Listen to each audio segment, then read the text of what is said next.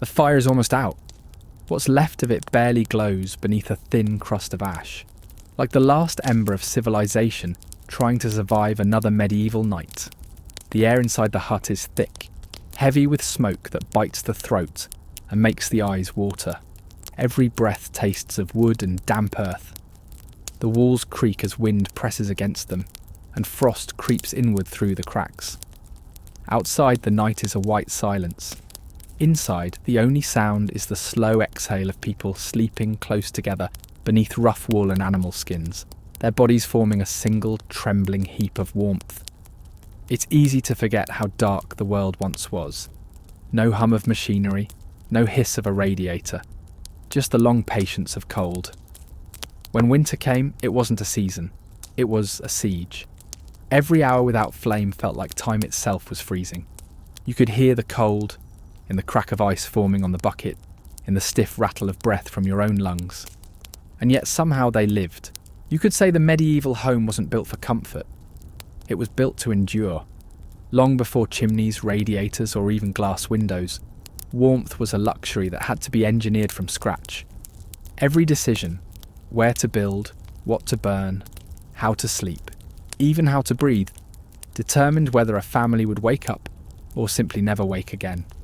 The hearth was the heart of the world. The Latin word for focus, the one we still use today, literally meant fireplace. It wasn't a coincidence. The fire decided everything. Who sat closest, who was fed first, who had power. Lords and peasants alike revolved around that same fragile light. Picture it. A single open flame in the centre of a room. No chimney above it. The smoke crawling upward until it hit the rafters, then rolling sideways through a hole in the roof. Sometimes it escaped. Often it didn't. That's why medieval ceilings turned black within a year of construction. Wood polished with soot and despair. But smoke wasn't just a curse. It was the first heating system they ever invented. And it was ingenious. The thick haze trapped beneath the roof created an artificial insulation layer, like a woolen blanket of carbon and air. It stopped the worst of the heat from escaping. The smoke that made eyes sting was also what kept the frost from forming on the beams.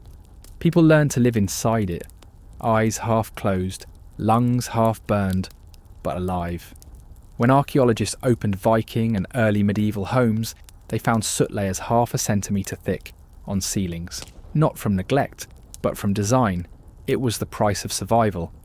If you walked into one of those houses in the dead of January, your first instinct would be to flee. The smell of smoke, sweat, and fermenting food. The low ceiling pressing down. The walls are sweating with tar and condensation. But then as your eyes adjusted, you'd see something else. People gathered like planets around their sun, sharing stories, carving, weaving, mending nets, each face lit by that one trembling light. That's how the medieval world looked at night. Small, glowing islands of warmth in an endless dark ocean. The heat was communal, not personal. There was no my space or your room. Everyone's breath was part of the system. Families, servants, and livestock often shared the same air, sometimes even the same roof.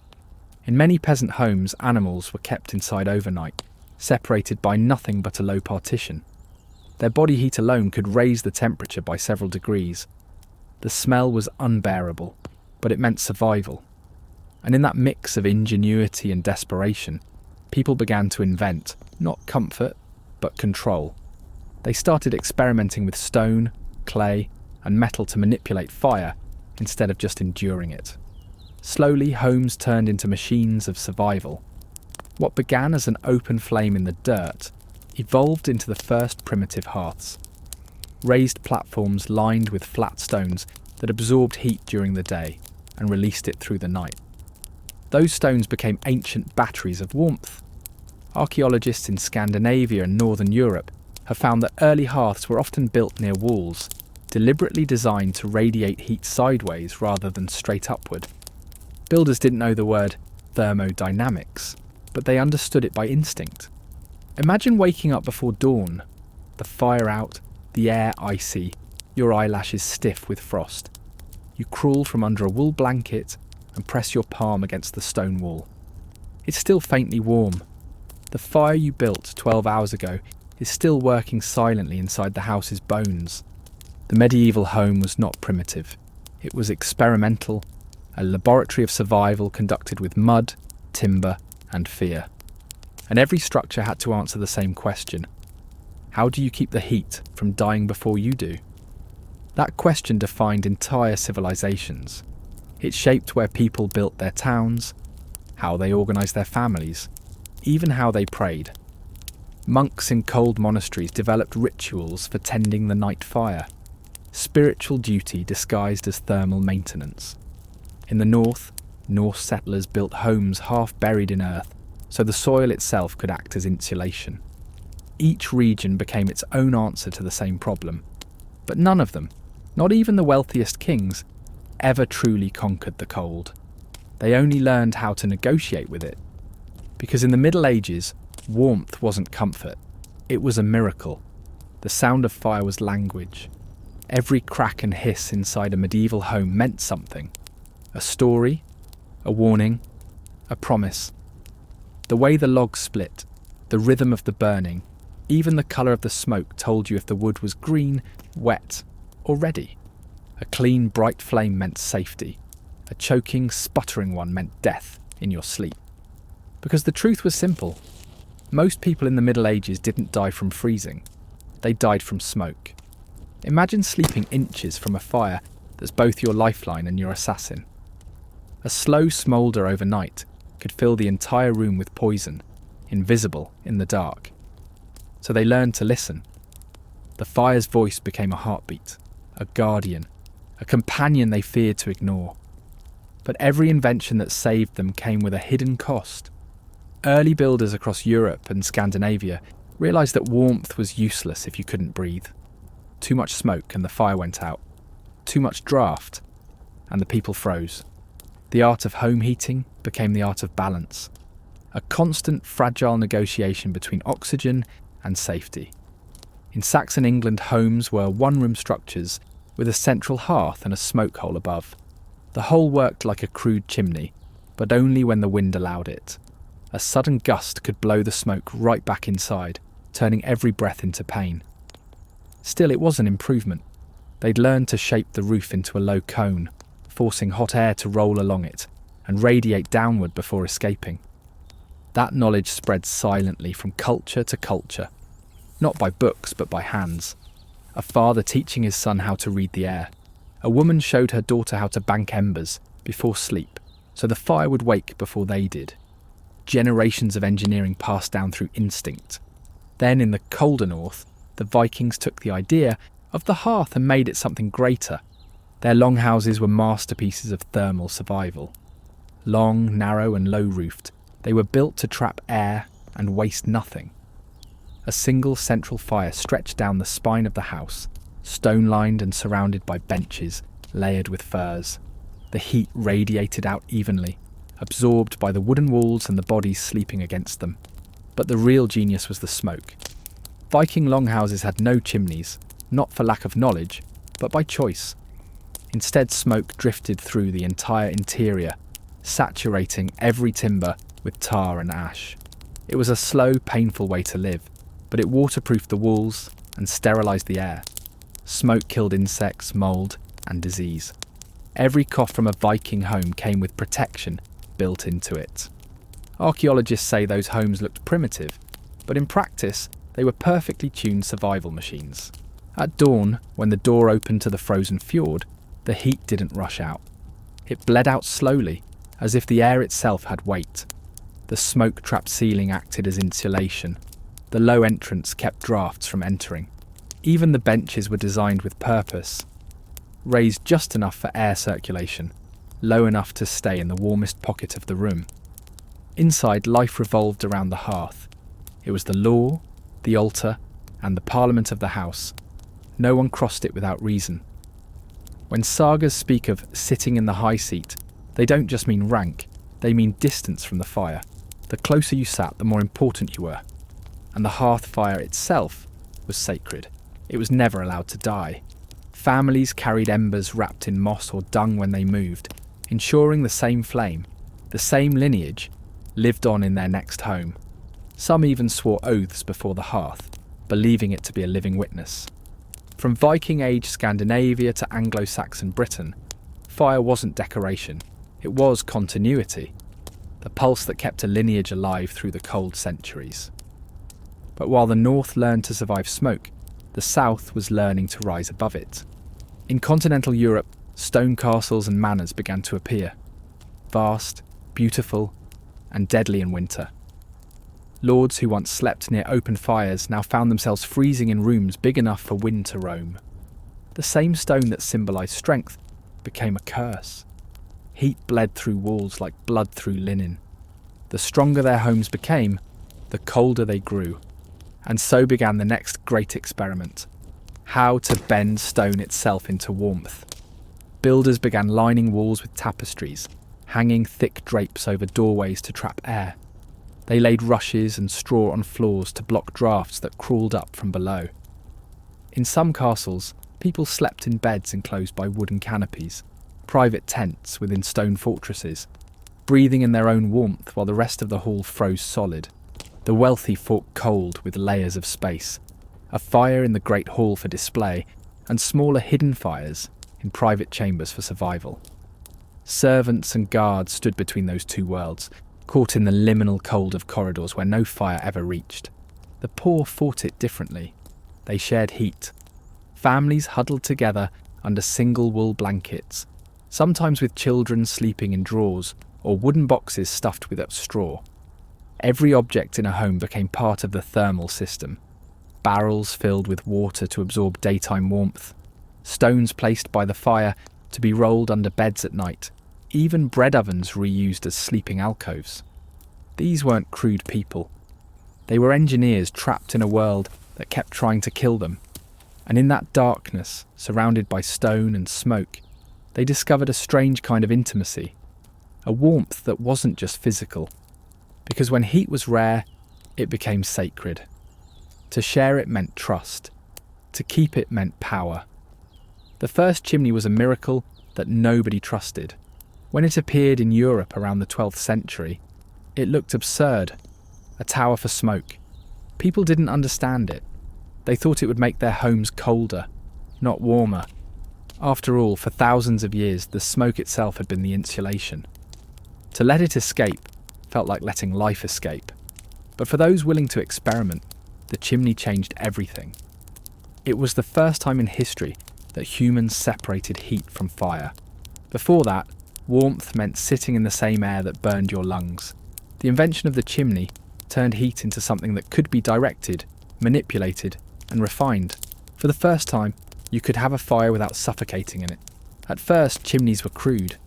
A small flue carved through a wooden roof, lined with clay or stone to keep it from catching fire. Smoke didn't rise neatly through it. It struggled, rolled, and coughed its way upward like a creature trying to escape. Builders discovered that if the shaft was too wide, the heat vanished too quickly. If too narrow, the smoke choked the room again. It took generations to perfect the dimensions, and those who did became the quiet masters of medieval comfort. The transition was slow. For centuries, only castles, monasteries, and wealthy manors could afford a chimney. In those buildings, you could walk from one century to another just by stepping through a doorway. One room still dark and smoky like the ancient world, another strangely clean, the air clear, the warmth steady and controlled. To the medieval mind, it must have felt like magic. Heat could be summoned and shaped. You could decide where it went and where it didn't. Fire was no longer a guest in the home. It had become a servant. But every time humanity conquered the cold, it paid with something else. The chimney took away the smoke, and with it, the natural insulation that kept older homes warm. It dried the air, made walls brittle, and changed the way houses smelled. The scent of wood smoke that once clung to every beam, every cloak, every hand, the smell of life itself, began to vanish. Something else changed too. People stopped living together around one central fire. The hearth, once the gravitational centre of the family, began to fade into the background. Each person could have their own small source of heat. A private fire, a private space. Warmth became solitary. Comfort became personal. The shift that would one day create modern privacy began with a single chimney. In monasteries, the effects were even more profound. Monks who once shared the cold as part of spiritual discipline began to debate whether warmth was a sin. Some believed fire softened the will, made the flesh complacent. Others saw it as divine mercy, a gift meant to be used with gratitude. In their stone refectories, you can still see the great fireplaces that marked this uneasy truce between survival and sanctity. Enormous hearths framed by arches blackened with centuries of soot. The technology spread outward. By the 14th century, towns began to bloom with red-tiled roofs punctured by narrow chimney stacks. Smoke no longer poured from windows. It ascended in elegant columns, symbols of progress and prosperity. But even as the upper floors grew warmer, the streets below remained frozen. The poor couldn't afford the luxury of direction. They relied on clever tricks that turned necessity into invention. Some hung heavy curtains from their ceilings to trap heat in the lower half of the room. Others packed walls with moss, straw, or dung for insulation. In some regions, families built tiny sleeping boxes, wooden frames covered in fabric, where they crawled in like hibernating animals to preserve their own body heat. It was a strange paradox. The richer society became, the colder its poor lived. The Middle Ages were never an age of ignorance. They were an age of adaptation. When wood grew scarce, people dug deeper, pulling peat, dried turf, and even animal dung from the earth to burn. Each material burned differently, with its own rhythm and smell. Peat fires gave off a deep, steady heat that seemed to hum in the air. Dung burned fast, sharp and loud. In some monasteries, where silence was law, the sudden crackle of dung fuel was considered almost scandalous. Meanwhile, in the frozen north, the Norse and their descendants developed a method far ahead of its time. They learned to bury their hearths partially into the ground, creating a natural heat sink. The soil itself became part of the system, absorbing warmth by day, releasing it through the night. It was the primitive ancestor of the radiant floor. And in parts of medieval Korea and later Eastern Europe, this principle reached perfection, the ondol and hypocaust. Underfloor heating systems that used flues beneath the floor to carry hot air and smoke, warming the stones above. Some Roman influence remained in these designs, whispering through centuries of experimentation. The concept had never truly died. It had merely gone underground, waiting for the world to grow cold enough to remember it. The idea of storing heat, not just making it, would eventually transform architecture itself. The great masonry hearths of the later Middle Ages weren't just fireplaces, they were heat engines. Builders began adding side benches and niches near the fire, warm alcoves where people could sleep or sit to heal from illness. In some regions, thick-walled tile stoves appeared, cachalophons in the Germanic world, sealed systems that captured heat from a small fire and released it for hours. A single well-made stove could warm an entire room long after the last ember died. It was the closest thing they had to eternal fire. To sit beside one was to feel time slow. The air didn't sting or bite. It glowed. The warmth wasn't just temperature, it was presence. By the 15th century, these tile stoves had become a status symbol. The wealthiest homes covered them in painted ceramics, green, blue, ochre, decorated with saints or geometric patterns that caught the flicker of light. The fire that had once hidden in the dirt now stood proudly, like a piece of art. But even that progress carried its ghost. For while homes grew warmer, the world outside was beginning to freeze harder than ever. The Little Ice Age crept across Europe, shrinking harvests and lengthening winters. It tested every innovation mankind had made.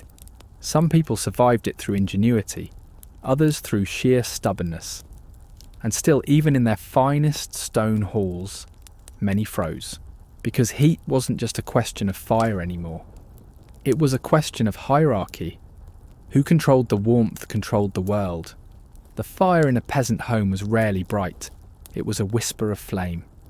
A faint orange glow crawling through the embers, stretching its last breath into the long night. You could see it from the road sometimes, just a weak pulse of light leaking through a hole in the thatch, or from between two planks of wood. But that glow meant life. Inside, someone was fighting the same ancient enemy that had haunted humankind since the first winter. In the great castles, fire was a symbol. In the peasant's hut, it was a negotiation. The poor couldn't afford to waste wood. Every log had to justify itself. They learned to keep a flame alive not through abundance, but through patience. At dusk, when the family gathered around the hearth, someone always had the same duty: to prepare the night fire. It wasn't a blaze, it was an ember carefully buried beneath ash, a controlled suffocation. Done right, it would smoulder till dawn. Done wrong, and everyone would wake to frost on their blankets and ice on their breath. The entire rhythm of medieval domestic life revolved around that ritual. There was no turning off the lights. There was banking the fire, and people built their days backward from that moment. When darkness came, families closed the shutters, stuffed rags or straw into the gaps, and layered the floor with whatever they could find: rushes, hay, or even animal hair. The walls were already insulated with mud or moss. The air became heavy, trapped, and thick with human presence. But that was the goal: to create a living ecosystem of warmth where every breath mattered. The medieval home was not a house, it was a body. Each person acted like an organ, contributing heat to the whole. The elderly were seated nearest the hearth, not out of honour alone, but necessity. Their thin skin and brittle bones absorbed warmth better. They became thermal anchors. Infants were kept in cradles near the coals, while the strong slept farther away, along the outer walls, forming a human barrier against the drafts. Even the animals were part of this system. In many northern homes, from Scandinavia to the Alps, livestock slept indoors at night, separated only by a low wall. A single cow could raise the interior temperature of a room by several degrees. Sheep gave warmth twice, once with their wool and again with their breath. It wasn't pleasant. The smell of manure mixed with smoke could cling to your hair for days, but it kept frostbite from claiming your fingers while you slept. In some places, families went further. They dug the floor of their homes deeper into the earth, creating semi-subterranean shelters that borrowed heat from the soil itself. Archaeologists have found layers of ash, bones and straw fused together in these pits. Evidence of lives lived in tight, smoky darkness. Yet those homes, however primitive, were proof of genius. Without science, without tools, these people were using geothermal insulation centuries before the term existed. They didn't have thermometers, but they understood warmth better than we do. If you stepped into one of their houses, you'd see small tricks everywhere. A pot of water placed near the fire to retain humidity. Walls darkened intentionally to absorb sunlight. Stones preheated during the day and slipped under sleeping mats at night. Every object had a second purpose, and every mistake had consequences. When wood was scarce, families turned to fuel that modern people would never dare to burn: dried dung, peat, reeds, or even bundles of seaweed. Each region had its scent. You could tell where someone came from by how their smoke smelled. Highlanders smelled of heather and turf, lowland farmers of straw and ash, coastal people of salt and rot. The warmth of a home was its identity, and in an age without insulation or windows, identity was survival. When dawn came, the night fire would be stirred back to life, the room filling once more with smoke and the sounds of waking. Coughing, boots scraping the floor, the slow stretching of limbs after another successful siege against the cold. In richer towns, carpenters began experimenting with new designs. Small, portable braziers made of iron or clay that could be carried from room to room. They were dangerous and inefficient, but they introduced something entirely new to European life: personal heat. You could warm yourself instead of your house. The idea was intoxicating. Warmth was becoming individual, and that changed everything. In time, those braziers would evolve into more advanced technologies: closed stoves, heated stones, and even the first metal grates that turned the hearth into a controlled engine. But for most of medieval Europe, those luxuries were faraway dreams. The peasants stayed with what they had: fire, breath, and the living architecture of their own bodies. To them, cold wasn't an inconvenience. It was a fact of life, woven into the rhythm of prayer and labour. Every morning they thanked God for warmth the way we thank him for air. And when someone died, one of the last acts of mourning was to let the household fire go out. The flame extinguished as the body left the earth. The connection between life and heat was never metaphorical. It was literal. Some chroniclers describe winter villages, from a distance, faint halos of smoke rising from roofs, each one marking a family still alive. Those who failed to keep the fire overnight left roofs without smoke by dawn, and neighbours would know before anyone spoke. Warmth was a language, and silence meant death. In that silence, the idea of heat began to grow into something more than survival. It became a symbol of order, of faith, of mastery over chaos. To build a fire was to rebuild the world. And so, while the poor kept the old ways, embers buried under ash, shared breath, and animal warmth, the builders and thinkers of the later Middle Ages began chasing a different dream. A fire so controlled, so efficient, that it could outlive the night itself. The dream of endless heat would change the shape of every home in Europe. And eventually, the way people thought about comfort itself. By the end of the Middle Ages, warmth had become a kind of ambition. It was no longer just a matter of survival. It was proof of civilization itself. But even as the world grew richer, the cold never really went away. The castles, abbeys, and manors that symbolised human progress were still colder than the poorest peasant's hut. You could light 10 fires in a great hall and still see your breath. Medieval architecture was built to impress, not to protect. A stone castle looked eternal, but to those who lived inside, it was a refrigerator of power. Thick granite walls trapped damp air. Wind howled through arrow slits. Frost bloomed on the inside of windows. The same stones that could resist a siege were powerless against winter. And yet people learned to fight back, not with luxury, but with engineering. The architecture itself became a silent war against the cold. Builders learned that warmth wasn't just about fire, it was about airflow. The draft that stole heat from one chamber could be redirected to another. Corridors and staircases became wind tunnels, angled and curved to keep warmth where it was needed most. Every hall, every wall, every stone had to be part of the plan. They built double walls in some chambers, filling the gap with sand or straw to create early insulation. In northern France, masons experimented with layered plaster that trapped air bubbles. Invisible but effective. Floors were raised slightly off the ground to avoid contact with the frozen earth, and ceilings dropped lower over sleeping quarters, compressing heat like a lid over a pot. In the great castles of England and Germany, warmth was a privilege that came from rank and geography. Lords and ladies occupied the upper chambers, where heat from the great hall below would rise and gather. Servants slept in the corners nearest the fire or in the kitchen, not for comfort, but because it was the only warm place left. The visual grandeur of a medieval castle hid 1,000 small survival strategies. Tapestries weren't just decoration, they were armour for the walls. A woven scene of knights and saints could block wind better than any stone. Beneath the tapestry you'd find straw, moss or wool pressed into the cracks. The real insulation beneath the art. Curtains hung around beds weren't aesthetic either. They trapped breath, recycled heat, and turned sleep into a small act of engineering. When a noble slept in a canopy bed with thick curtains drawn, they were effectively sleeping in their own private tent, a warm, humid bubble in a frozen palace. The medieval bed was the first climate-controlled space. Beneath the mattress of straw and wool, servants sometimes placed heated stones wrapped in cloth. In the morning, those same stones would be carried to the lord's chair or desk, the medieval version of portable heating. Bed warmers, small metal pans filled with embers, glowed red under sheets as people prayed they wouldn't ignite the linens before morning.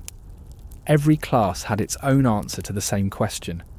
How do you trap warmth when the world itself refuses to give it? For peasants, the answer was proximity. For nobles, it was architecture. The kitchens of great castles became the true engines of warmth. Fireplaces the size of wagons burned day and night, heating not just food, but the air that bled upward through cracks and corridors. The kitchens were hellish, smoky, blistering, and full of danger, but they were the heart of the building's climate. Even servants sleeping on stone floors nearby were better off than those in unheated towers. Every ember was a negotiation between comfort and control. If a castle's fire burned too low, food spoiled and tempers flared.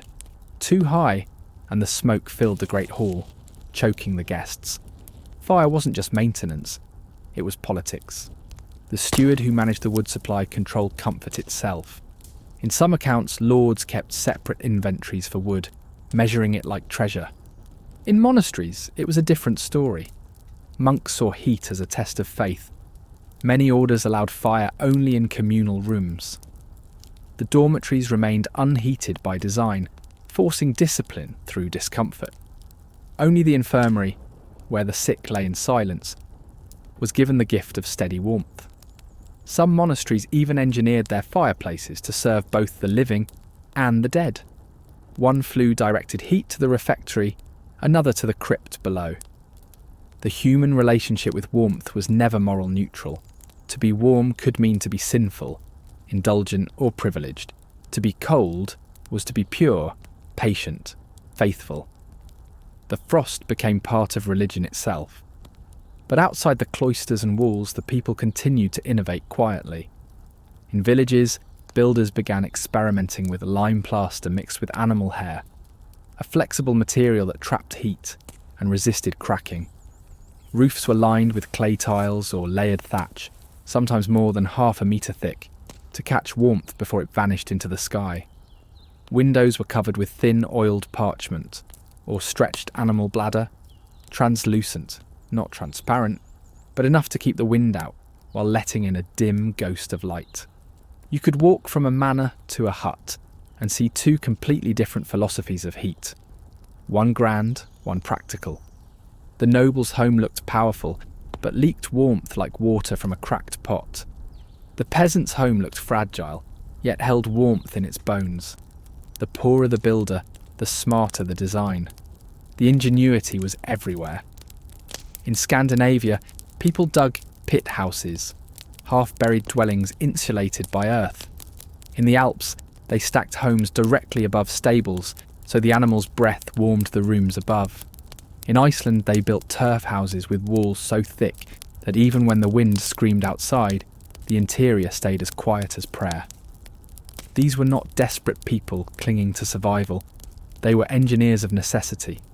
The climate forced them to invent, and in doing so, they created techniques modern architecture still envies. Because they understood something we've forgotten. Warmth doesn't come from technology alone. It comes from relationships. With fire, with air, with each other. The same knowledge that built those medieval homes would one day lay the foundation for the Renaissance, where science and comfort finally learned to coexist. But before that, there was one last great chapter in the story of warmth. The age when heat became power itself. For the first time in history, warmth could be owned, and once it could be owned, it could be taken away. In the late Middle Ages, warmth became a measure of worth. It no longer belonged to nature, it belonged to people. Who controlled the fire, who had wood, who had servants to tend the embers. That was what separated the powerful from the powerless. Fire has always been sacred. Now it was political. In castles, the hearth became a sign of rank. The great hall fire was reserved for lords and their closest circle. The warmth that once drew whole communities together now radiated only toward the privileged few. Beyond that glowing circle, the air turned to shadow. Servants stood at the edge, half lit and half frozen, watching a heat they were never meant to feel. The right to warmth became codified in etiquette. To sit too close to the Lord's hearth without permission was a social trespass, a silent rebellion. Even architecture obeyed that invisible law. Halls were designed so that warmth reached the seats of power first. The temperature gradient mirrored the social hierarchy. In cities, guilds formed around the very act of burning. Charcoal makers, woodcutters, chimney sweeps. All became essential in the economy of heat. A bad harvest could mean no firewood, and no firewood meant death. Prices rose, forests shrank, and the poor turned to burning anything that would catch. Dung, straw, even thatch from their own roofs. The forests that had once seemed endless were now fading away. Europe was devouring itself to stay warm. The age of wood was ending, and no one knew it yet. Peasants in the Alps and Scandinavia knew the crisis first. They felt it in the emptiness of their hillsides, the silence of vanished trees. The very fuel of survival was disappearing, and with it, an entire way of life. That scarcity forced invention again. In colder regions, people began to perfect peat cutting, slicing blocks of compacted moss and mud from ancient bogs, drying them into a fuel that burned slow and steady. It was smoke-heavy, but efficient. Peat fires smouldered for hours, giving off an earthy smell that sank into walls, clothes, even skin. Whole villages smelled of the same peat. It was an identity you could breathe. And yet in the cities, warmth became cleaner and lonelier.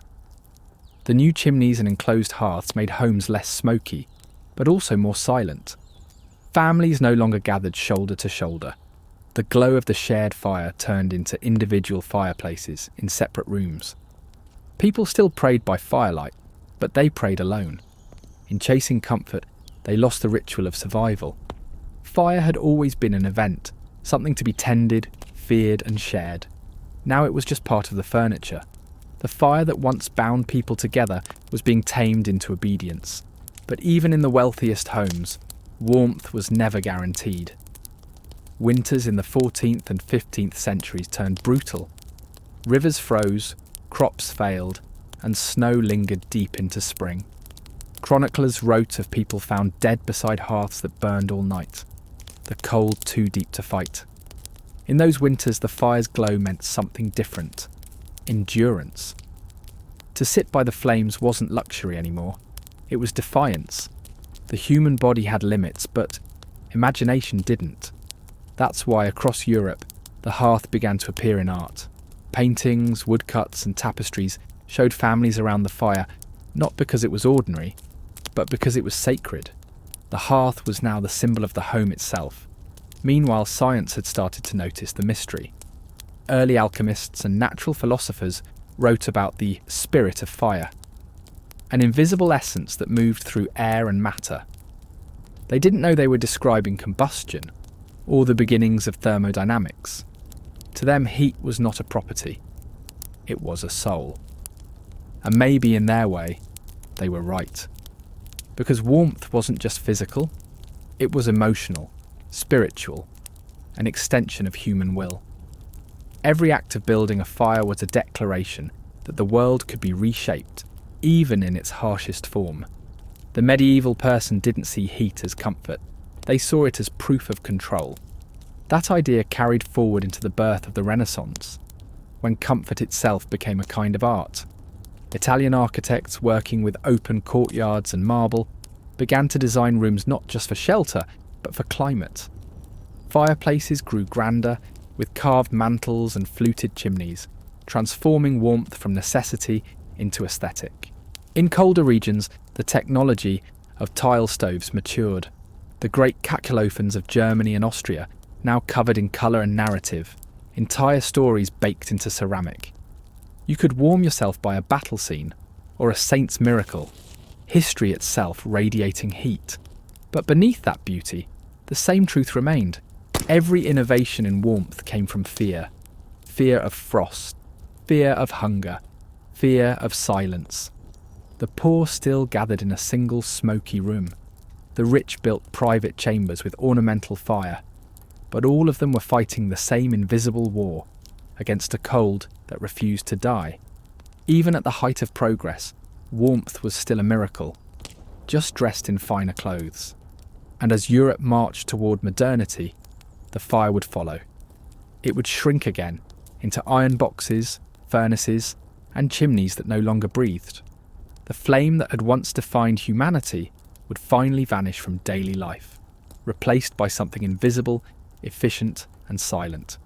But before that transformation came, the medieval world had one last lesson to give, one that even today we've barely learned. Because if the hearth taught anything, it was that warmth wasn't about heat alone. It was about connection, rhythm, and presence. It was about knowing that the same flame could burn for 1,000 years, if only someone was willing to tend it. Before there was comfort, there was the fire. Before there was love, there was its glow. And in that glow, humanity learned the first language of belonging.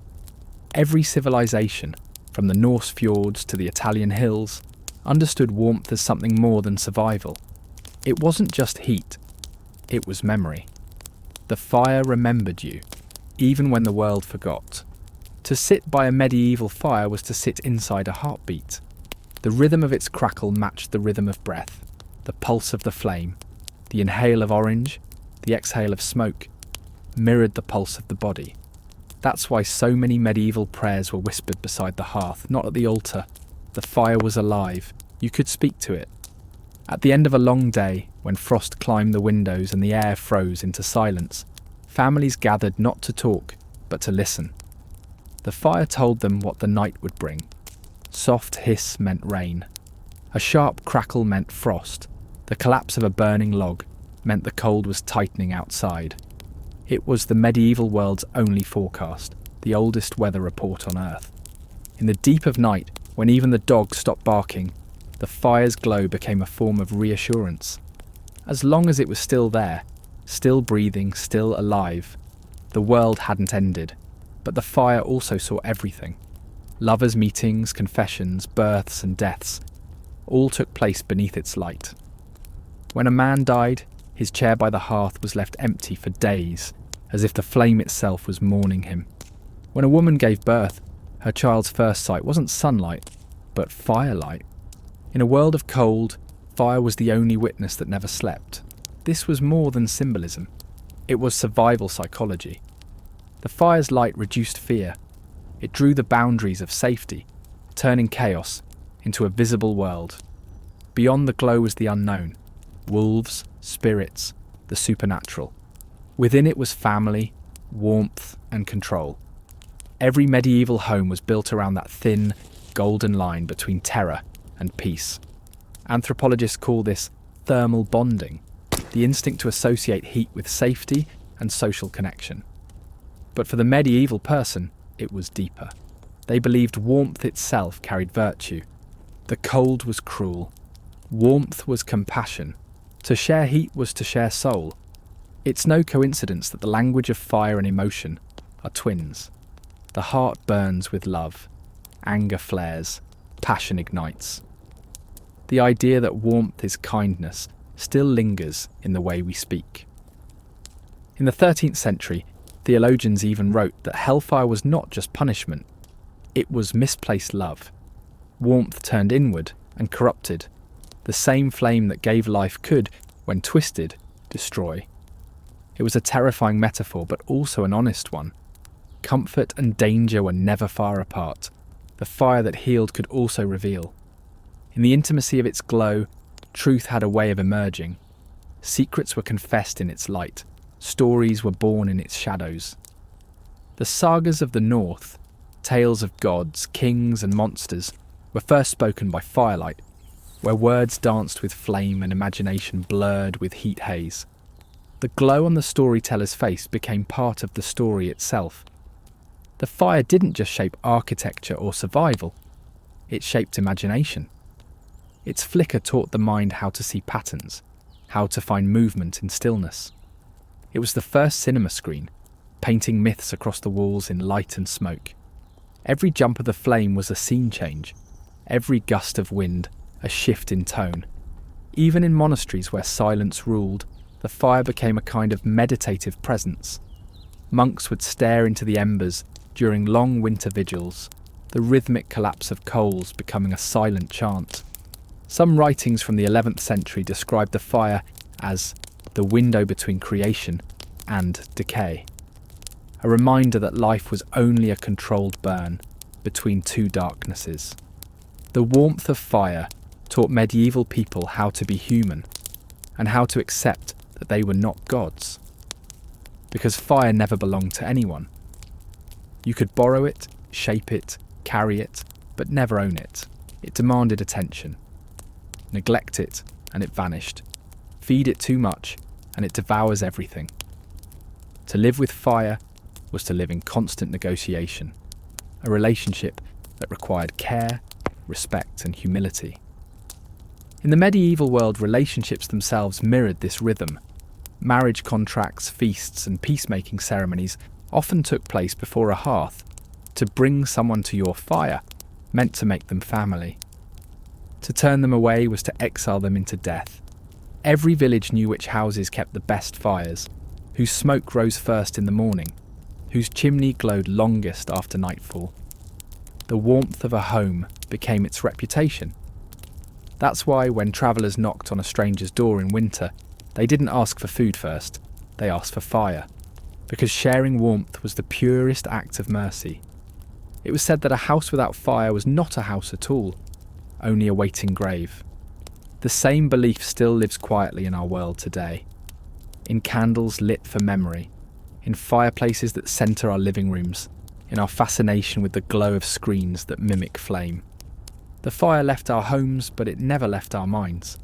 The medieval person didn't fear the dark because they were ignorant. They feared it because they understood it. They knew that light and heat were fragile, temporary things. Every flicker was a reminder. Life itself burns.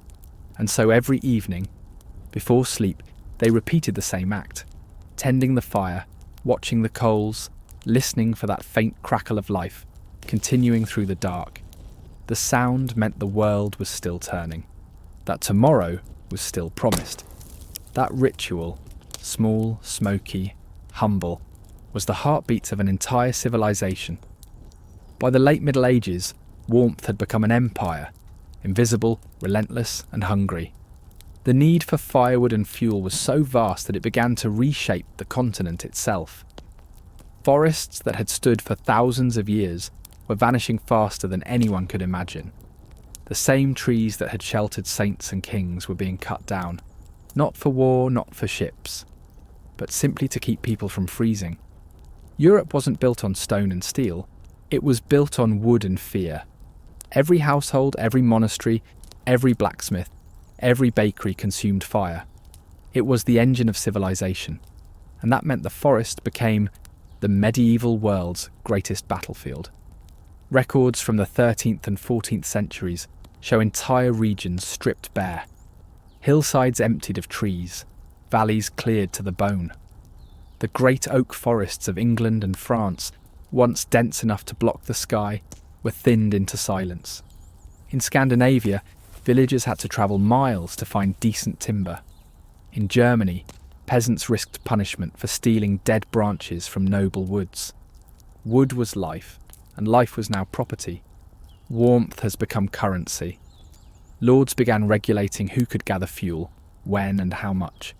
Some charged rent for the right to pick up fallen branches. Others demanded taxes on firewood rather than coins. Charcoal makers became as powerful as merchants. Blacksmiths guarded their fuel like gold. The economy of warmth divided society as much as land ever did. Peasants who couldn't afford firewood gathered heather, gorse and straw, burning what should have fed their animals or patched their roofs. In the bitterest winters, they burned furniture, fences, even doors. Anything that could burn did. The environmental consequences were staggering, though few could name them. As trees fell, rivers changed course, floods grew more common, and soil turned thin and hard. The cold seemed to grow harsher with every generation. And in a cruel twist of fate, it often did. Deforestation stripped away nature's insulation. Winds blew stronger, snow lingered longer. The same forests that once softened the climate were gone, and Europe entered what historians now call the Little Ice Age. It's tempting to call that poetic justice, but to them it was terror. The more they burned, the colder the world became. Yet the medieval mind did not think in terms of ecology. They saw divine punishment. not climate feedback. Priests blamed sin, not soot. People prayed harder, built more churches, and burned even more candles to push back the darkness. Still, necessity bred invention. The scarcity of wood forced new technologies. In England, peat became the national fuel. In Central Europe, people rediscovered coal, a strange black rock that burned hotter and longer than wood, though it filled homes with choking fumes. Coal changed everything. For the first time, warmth was not bound to the forest. You could dig it from the earth. It was freedom. And danger, in equal measure. Miners called it the devil's stone. They said it burned with a deeper colour, an unnatural heat. And they weren't wrong. Coal smoke clung to everything, turning towns grey, blackening walls and choking lungs. But it was efficient. It was power condensed. It allowed cities to grow where forests had died. Coal was not just fuel. It was a promise and a curse. It promised permanence. Wood ran out, coal didn't. Firewood had to be carried on backs. Coal could be mined endlessly. But in that new abundance was a hidden loss. The personal relationship with fire, the one that defined the medieval soul, began to fade. When warmth no longer came from the hearth but from the ground, something shifted in the human psyche. The fire no longer needed tending. It didn't talk, didn't flicker, didn't breathe. It just burned. Efficient, silent, indifferent. The same shift would one day fuel the industrial world, but its roots were here, in the medieval hunger for heat. Meanwhile, the peasants adapted as they always had, through craft and care. In colder northern villages, they began to experiment with layered architecture, combining stone and wood to capture the best of both. Heavy timber beams absorbed heat, stone walls retained it. Roofs grew thicker, lower, and more curved, designed not for beauty, but for thermal flow. In France and England, homes began to sprout new appendages, bread ovens built directly into outer walls, so that their residual heat warmed adjoining rooms. The kitchen became the warmest part of the house, not just a place of food, but of life. In many records, winter births took place in kitchens for that reason alone. Even the waste heat of labour was recycled. Blacksmith forges, bathhouses and bakeries often doubled as community shelters during harsh winters. A forge could heat dozens of people for hours after the workday ended. In some towns, smiths opened their workshops at night for the poor. A quiet, unrecorded kindness that saved more lives than any sermon. Medieval people didn't just survive the cold, they turned it into a network of compassion. Heat was shared, borrowed, traded. Fire passed from house to house like a sacred loan.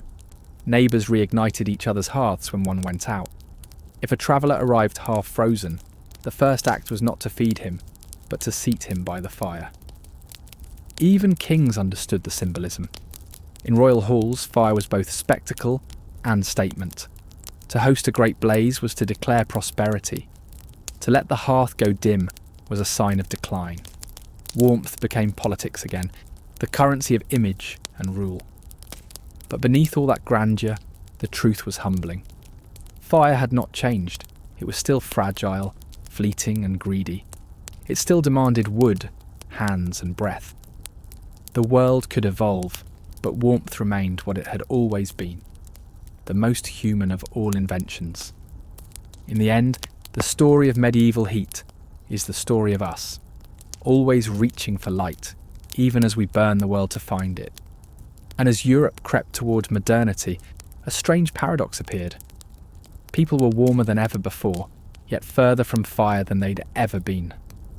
The hearth that once united families and generations was fading, and with it, something ancient was disappearing quietly into the smoke. By the end of the Middle Ages, the fire no longer ruled the home, it merely lived there. The hearth had shrunk from a roaring centre of life into a polite accessory, something beautiful to look at, rather than something to survive beside. The smoke holes, the soot-stained beams, the shared beds, all began to fade. Homes grew cleaner, brighter, quieter, but also colder in a different way. They had finally defeated the cold, and lost something human in the process. The story of warmth in medieval life wasn't just about technology, it was about intimacy, about what people were willing to do for each other when the world turned to ice. In a Viking longhouse, heat came from togetherness. Every breath contributed to the same warmth. Every body shared the same air. The poor of Europe built homes where warmth meant family, where children slept in the same bed as parents, where neighbours carried fire from door to door. No one asked whose flame it was, only whether it still burned. But as the centuries turned, warmth became property. The rich no longer gathered by the same hearth as their servants. The poor no longer warmed their hands beside the same flame as the priest. Chimneys divided homes as wealth divided society. The more people could control heat, the less they shared it. When fire became efficient, it stopped being communal. And yet something in the human spirit still longed for that closeness. The imagery of warmth never left. Artists kept painting firesides. Poets kept writing about light in the dark. Even when stoves replaced open flames, people still arranged their rooms around them, as if by instinct. We are creatures of the circle, drawn to the centre, unwilling to forget the time when fire was both parent and God. In many ways, warmth itself became moral. To be called cold meant to lack compassion. To be warm-hearted meant to carry that old flame. To keep the embers of humanity alive. The language remembered what our hands had once done. By the 15th century, fire was being slowly caged. Iron grates and chimneys made it safer, cleaner, predictable. But they also made it distant. The medieval fire that had filled a room with smoke, laughter, and argument was now tamed behind stone. A servant could light it and walk away. The dialogue between flame and human was breaking. Every victory over nature leaves a silence where the struggle used to be.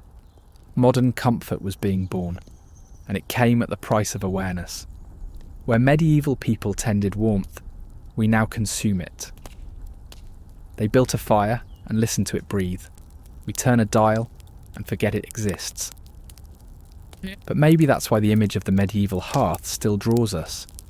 Somewhere in that smoky half-dark, in the sound of a single log splitting under its own weight, lies the memory of what it felt like to belong, not just to each other but to the world itself. The fire didn't only warm bodies, it warmed meaning. It gave the night shape, gave work rhythm, gave life texture. When the fire was alive, so was everything else. When it died, silence returned. The ancient silence that still waits outside every door, no matter the century. The Middle Ages never really ended, they just moved indoors.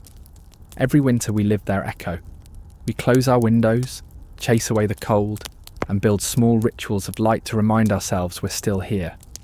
The candle, the hearth, the glow of a screen, all of them descendants of the same primal need, to make the dark a little smaller. The medieval person would have understood that better than anyone. They would have seen in our cities of glass and heat the same fragile hope they once held over their embers. That warmth could outlast the night. They would have known that it wouldn't, not forever. And that's why they kept tending the fire, because warmth to them was never just about survival. It was faith made visible. Proof that even in a world built of frost, the human heart still burns. By the dawn of the Renaissance, the world was beginning to thaw, not in temperature, but in imagination. People no longer wanted to simply survive the cold, they wanted to master it. The medieval mind had built homes as shields. The Renaissance mind began to build them as instruments. Architects started to think of heat not just as a gift of fire, but as a principle, something that could be directed, multiplied, even hidden in walls. Fire was no longer worshipped. It was studied.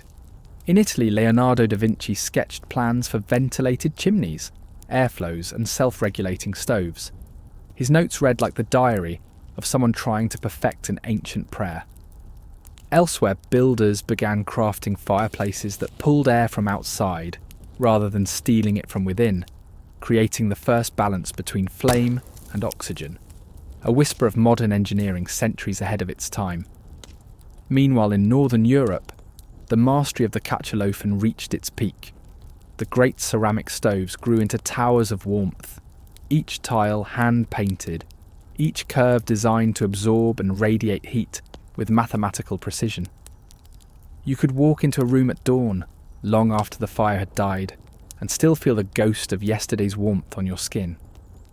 For the first time, warmth outlived the night, but with progress came distance. The open hearth that had defined the medieval home, smoky, loud and alive, began to disappear. It was replaced by clean enclosed systems that worked quietly in the background. No sparks, no crackle, no presence. The fire no longer demanded attention.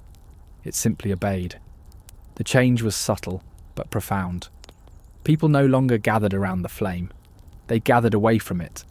In chairs, in studies, in solitude. The hearth had once been a circle. Now it was a corner. Humanity was getting warmer, but less human. And yet the lessons of the medieval world lingered.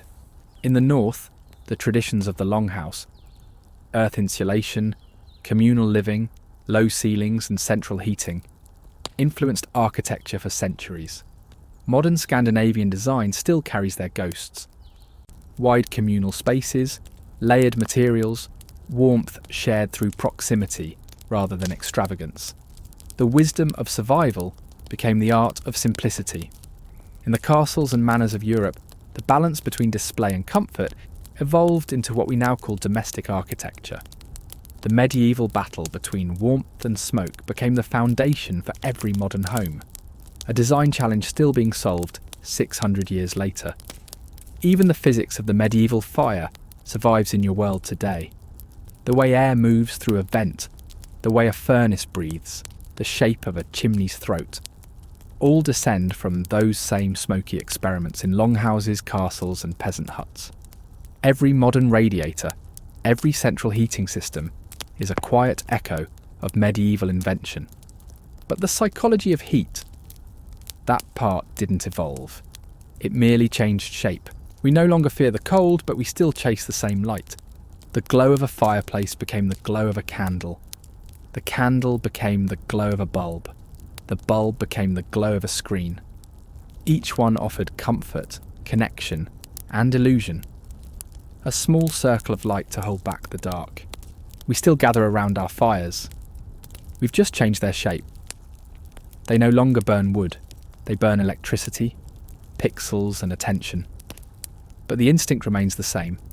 Come closer, stay warm, stay human. If a peasant from the 13th century could step into your living room and see the soft light of a television flickering against your walls, they would recognise it instantly. They'd sit down beside it, stretch their hands toward it and whisper, "It's warm." The miracle of warmth never changed, only its disguise did. The story of medieval heat is not a story about the past, it's a story about endurance. Every spark from that era still burns in our technology, our language, our rituals. We may no longer carry embers wrapped in moss, but we carry the memory of doing so. Every comfort we have was born from discomfort. Every home we build stands on centuries of smoke. The Vikings, the peasants, the masons, and the monks all left fingerprints in your walls. Their struggles against the cold are the reason you can sit in silence tonight and not hear the wind screaming through your ceiling. They gave shape to comfort before comfort had a name. And though we no longer share fires, we share something older, the memory of them. Because warmth, in the end, is not about temperature. It's about connection. It's about the invisible bridge between the body and the soul, between the living and the dead, between those who once huddled beneath wool and those who now rest beneath light. The fire they built never died, it just changed form, waiting for someone to notice that it's still burning. You could always tell who made the fire, not the one who lit it, but the one who built it. The difference was everything. A careless hand made a blaze that roared too quickly, wasting wood and breath. A skilled hand made a flame that lasted through the night, a fire that burned as if it understood patience. In the medieval world, those hands, the quiet architects of warmth, rarely left their names behind, but their work kept millions alive. History remembers kings and knights, It forgets the people who kept them from freezing. Every fire began long before the spark. In the forest, charcoal burners worked deep among the trees, cutting logs in precise sizes, stacking them into great domed mounds, and sealing them with turf. Then they waited, days, sometimes weeks, as the slow, controlled smothering of flame transformed wood into black fuel that burned hotter and longer than any log. It was a dangerous, lonely trade. One mistake, one draught of air, and the mound would explode into useless ash. These men lived in smoke. Their skin turned grey, their lungs black. Their clothes smelled of earth and ember. Villagers rarely saw them except when they came down from the hills to sell their loads. Half-mythic figures, smelling of hell but carrying salvation. Without them, no forge would work. No hearth would stay lit through winter. The blacksmiths in turn were the true scientists of medieval fire. Their forges were the hottest spaces in the known world. Miniature suns hidden behind wooden doors. They learned to control air with bellows, to balance flame and metal like a living equation. What they discovered about heat and transformation laid the groundwork for every later invention of combustion and chemistry. Every tool, every weapon, every coin of the Middle Ages began as a prayer to fire. The smith's mastery of flame was so respected that people whispered of magic. They believed the forge was a holy place where earth and spirit met. Some even thought blacksmiths could heal illness, because they understood both burning and cooling, the two laws of life itself. Inside homes, the mastery of heat took another form, one practiced mostly by women. The tending of the hearth was not just domestic labour, it was environmental control, food preservation, medicine and technology in one. A woman who knew her fire could turn scraps into meals, purify water, and keep sickness at bay with the right balance of smoke and ash. She could tell by scent when a log was ready or when the air in the room had turned too stale. The medieval hearthkeeper was part alchemist, part engineer, part guardian of life. It was the one place in society where knowledge moved silently but powerfully through generations. From mother to daughter, from midwife to apprentice. Recipes for fuel mixtures, ash-based cleaning solutions, even smoke cures for wounds were passed in whispers, not books.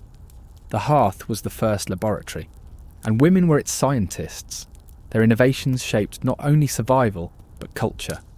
The way medieval bread was baked, the way beer was brewed, the way meat was smoked. All depended on the fine management of heat. Whole cuisines were born from the same patience that kept the family alive through the night. In monasteries, the art of heat took on another face. Monks became Europe's first thermal engineers.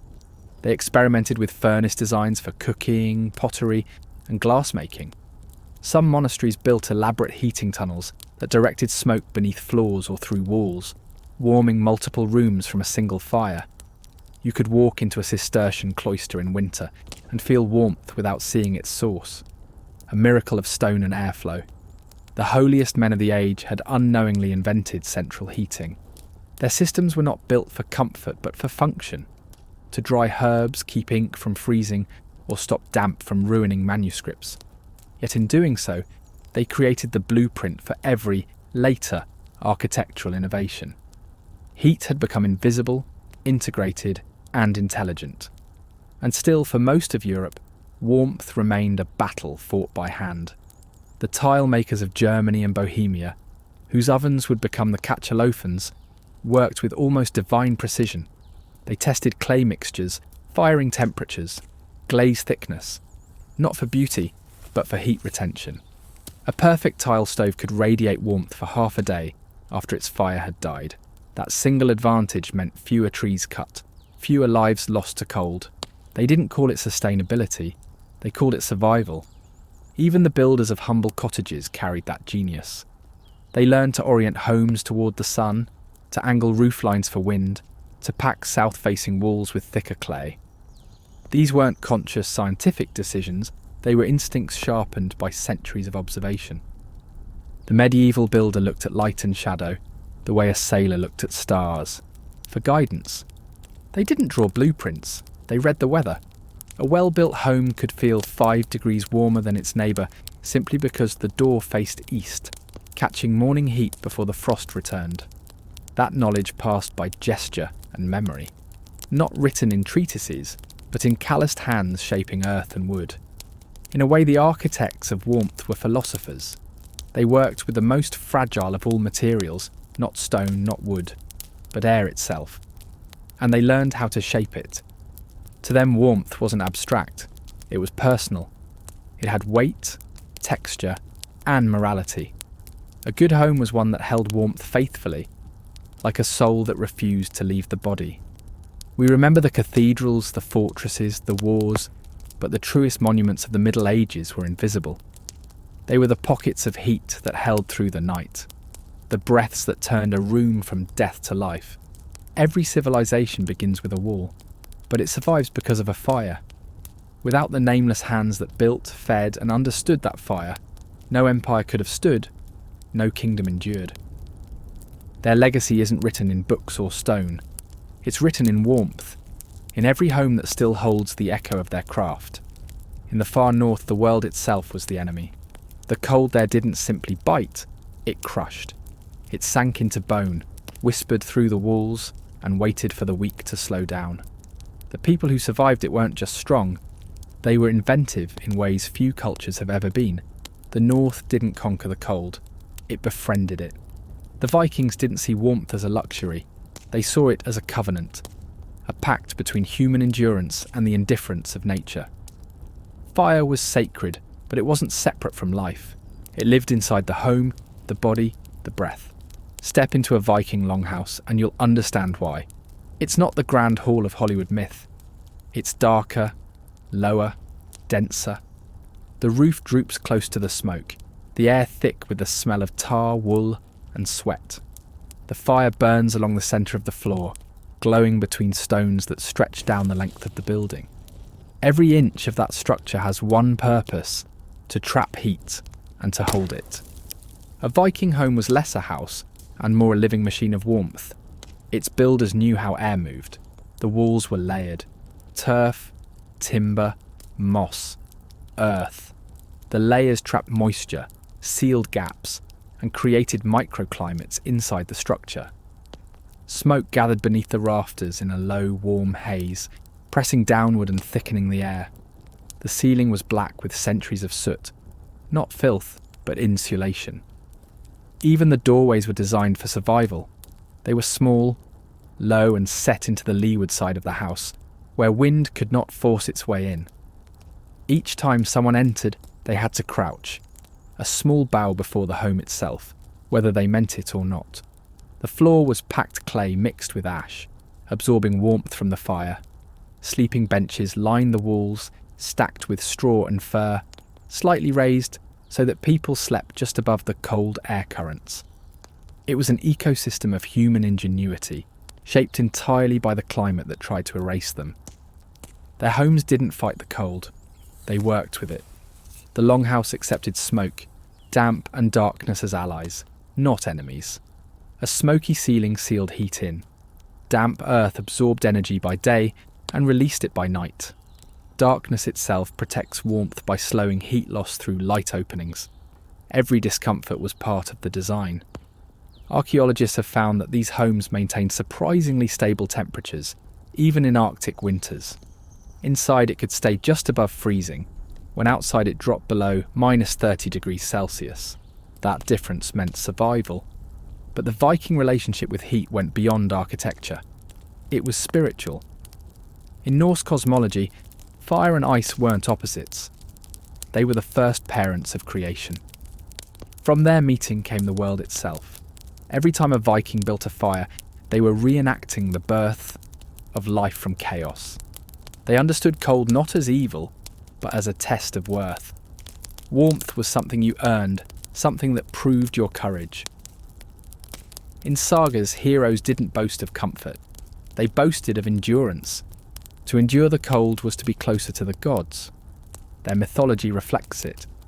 The god Loki was born of flame, yet he lived among frost giants.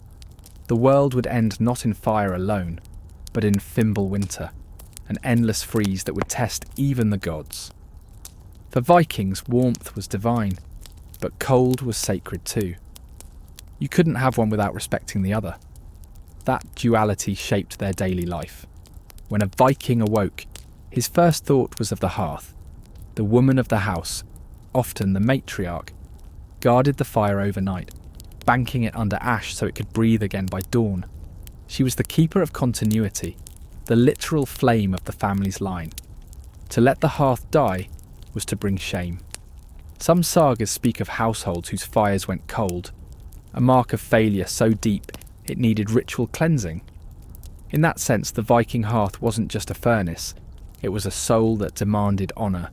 Fire was blood, the hearth was its heart. Communal life revolved around that centre. Warriors returned from raids to warm themselves under the same smoke that blackened their childhood.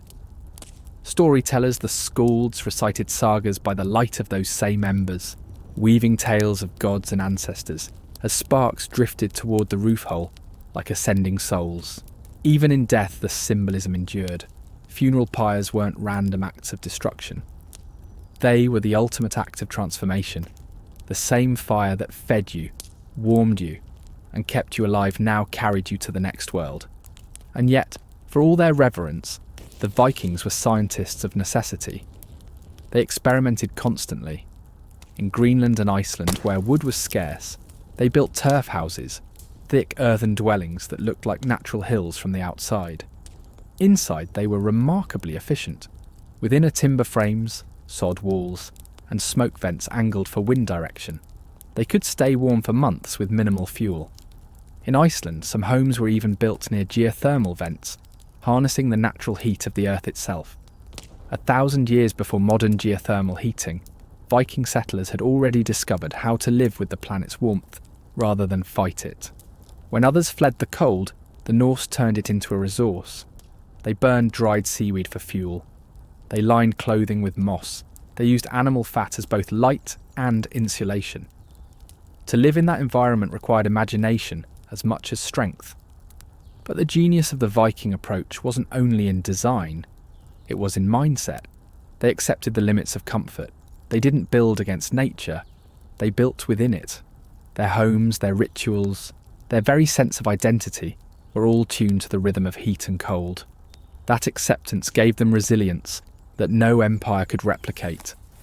When other civilizations froze and faltered, the North endured, not through luxury, but through balance. Their lesson is simple, and it still speaks to us across the centuries. Warmth is not a product, it's a relationship. The Vikings didn't chase comfort, they mastered endurance, and though their fires have long gone out, their designs still whisper in the cold architecture of the North. In every log cabin, every sod roof, every home built to outlast winter. They understood something that modern people often forget.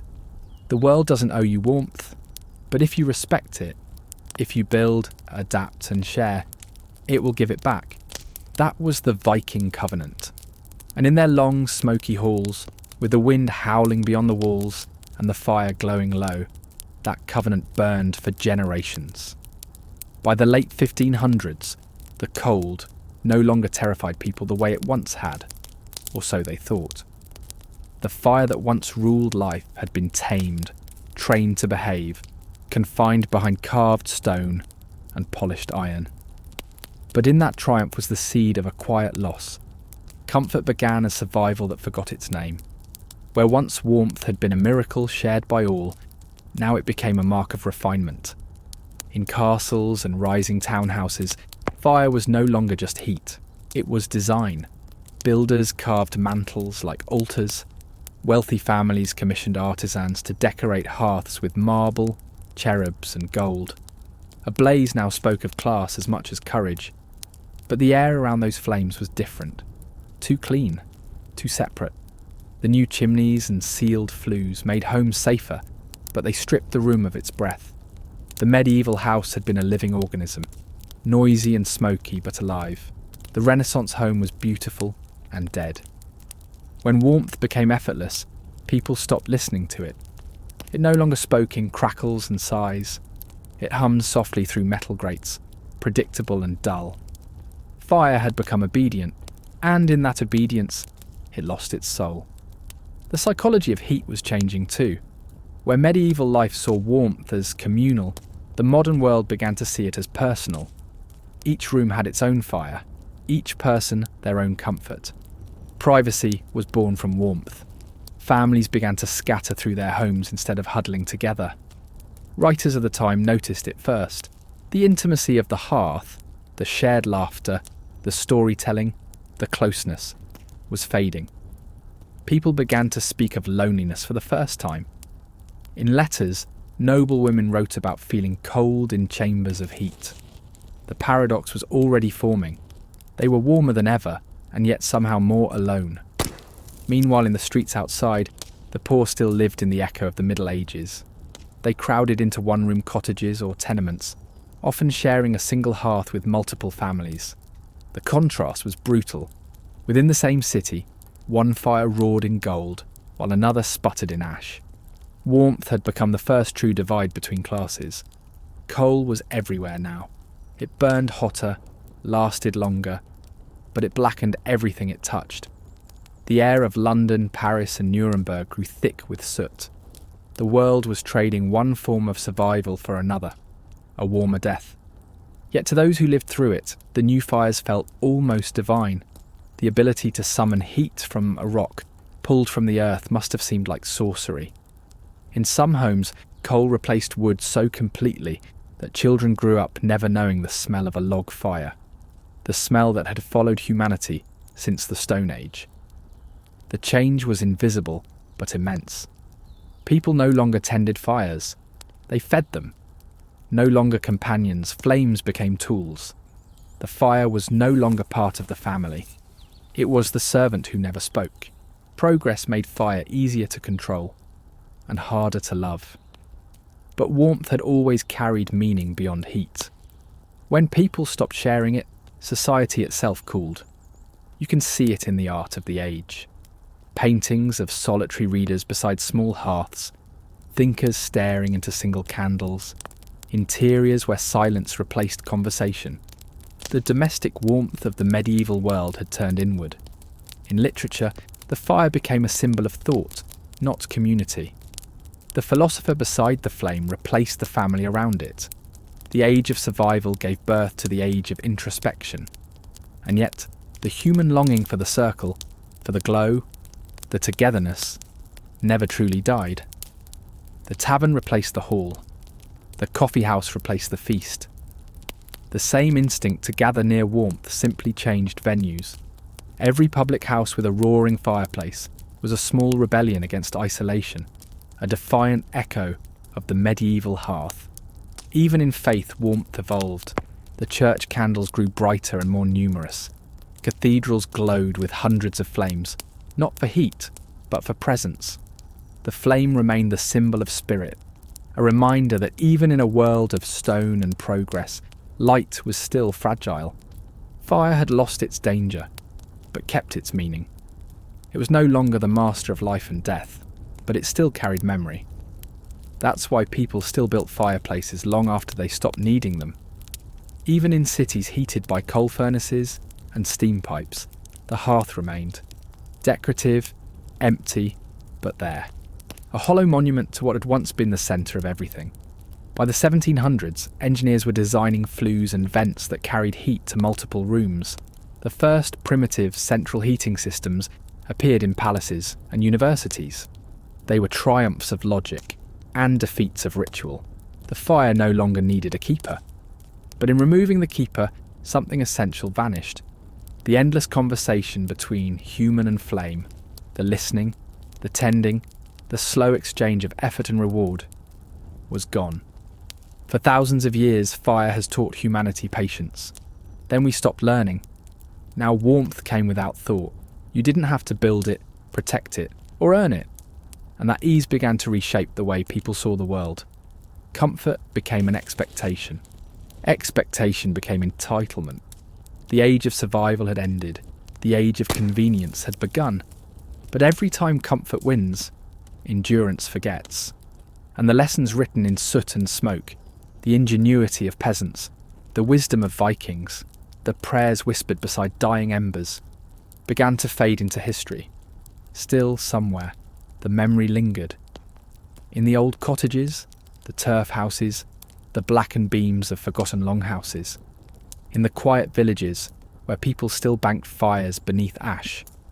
And in winter, when the snow pressed against the glass and the light failed early, people still felt it. That ancient pull toward the centre, toward the glow. Even in modern homes, the hearth still calls, not for heat, but for memory. Because no matter how far humanity travels from the dark, part of it still waits beside the fire, listening to the wind, remembering the night the world was young and cold. The story of warmth doesn't end with invention, it ends with silence. When the world grew bright, when homes filled with light that needed no tending, when warmth came at the turn of a valve, the silence arrived. The kind of silence that follows when something ancient has finished speaking. Every fire that once needed a hand to live now burns without one. The hum of a radiator, the invisible pulse of an electric coil. They don't ask for devotion. They don't flicker when you breathe, or hiss when you whisper. They don't make you stop and listen. They just exist, mute and perfect. But in that perfection, something human went missing. Medieval warmth was imperfect. It stung your eyes, smoked your hair, and made the air thick with life. It forced you to sit together, to share, to wait. Every moment by the fire was an act of attention. You had to feed it. You had to care. And that care was what made you alive. The people of the Middle Ages didn't think about comfort the way we do, because they didn't separate it from connection. A fire meant family. A hearth meant faith. Heat meant love, patience, endurance. To them, warmth wasn't what you had, it was what you gave. Every ember was a story of effort. The wood cut in the frost, the coals carried from the forge, the hands blistered from tending. Every flame was proof that life was still being fought for. We've forgotten how to fight for it. When the world outside our windows turns cold, we don't gather anymore. We adjust the thermostat. The warmth comes instantly, obediently, unearned. It feels the same, but it isn't. It has no memory, no ritual, no soul. And yet when the power goes out, when the room grows dark and quiet, instinct wakes up. We light candles, we draw close, we watch shadows move again. Something ancient stirs in our blood, the old rhythm of fear and awe. That moment, that breath, is the oldest inheritance in the world. The fire never left us, we just stopped seeing it. It lives in the light of a screen, in the pulse of a city at night, in the glow of a window seen from a snowy street. It lives in the comfort we seek and the company we crave. Even now we arrange our lives around light, around the modern hearths of civilization. Cafes, living rooms, campfires, churches. Every spark of electricity is a whisper of that first stolen flame. That moment when a trembling human hand reached into the dark and refused to let go. The people of the Middle Ages carried that defiance every day. Every strike of flint, every breath into tinder was a declaration that they were still here, still warm, still human. We live surrounded by what they could only dream of. And yet the same question remains. What keeps you warm? Is it the heat in the room or the presence beside you? Is it the comfort of a home or the memory of those who built it? Because warmth in the end isn't fire at all. It's the fragile bridge between the living and the cold. We learned to master fire, but the fire was always teaching us. It taught us patience. It taught us about the community. It taught us reverence for what fades and can be rekindled. It taught us that life itself is a flame. Brief, trembling, but unstoppable, as long as someone tends it. That's what the people of the Middle Ages knew. That's why they gathered every night beneath smoke and soot, whispering stories while the wind clawed at their walls. They didn't need to name what they were doing. They were keeping the world alive. And so are you. Every time you choose connection over indifference, patience over comfort, care over convenience, you are tending the same fire. It's the one that began in a Viking hall, in a peasant's hut, in a monk's stone kitchen.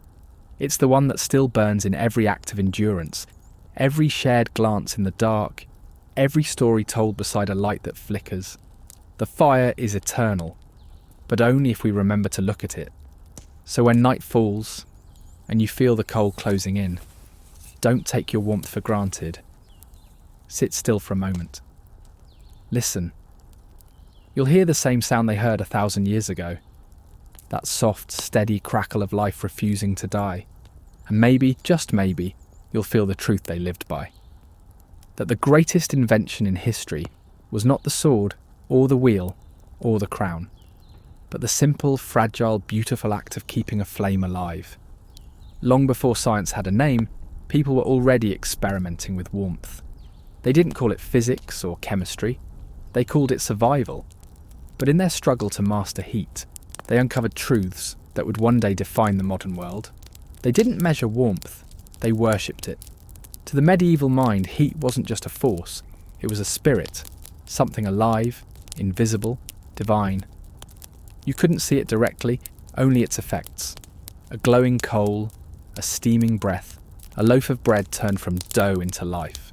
They believed heat was the breath of creation itself, the same energy that moved the stars.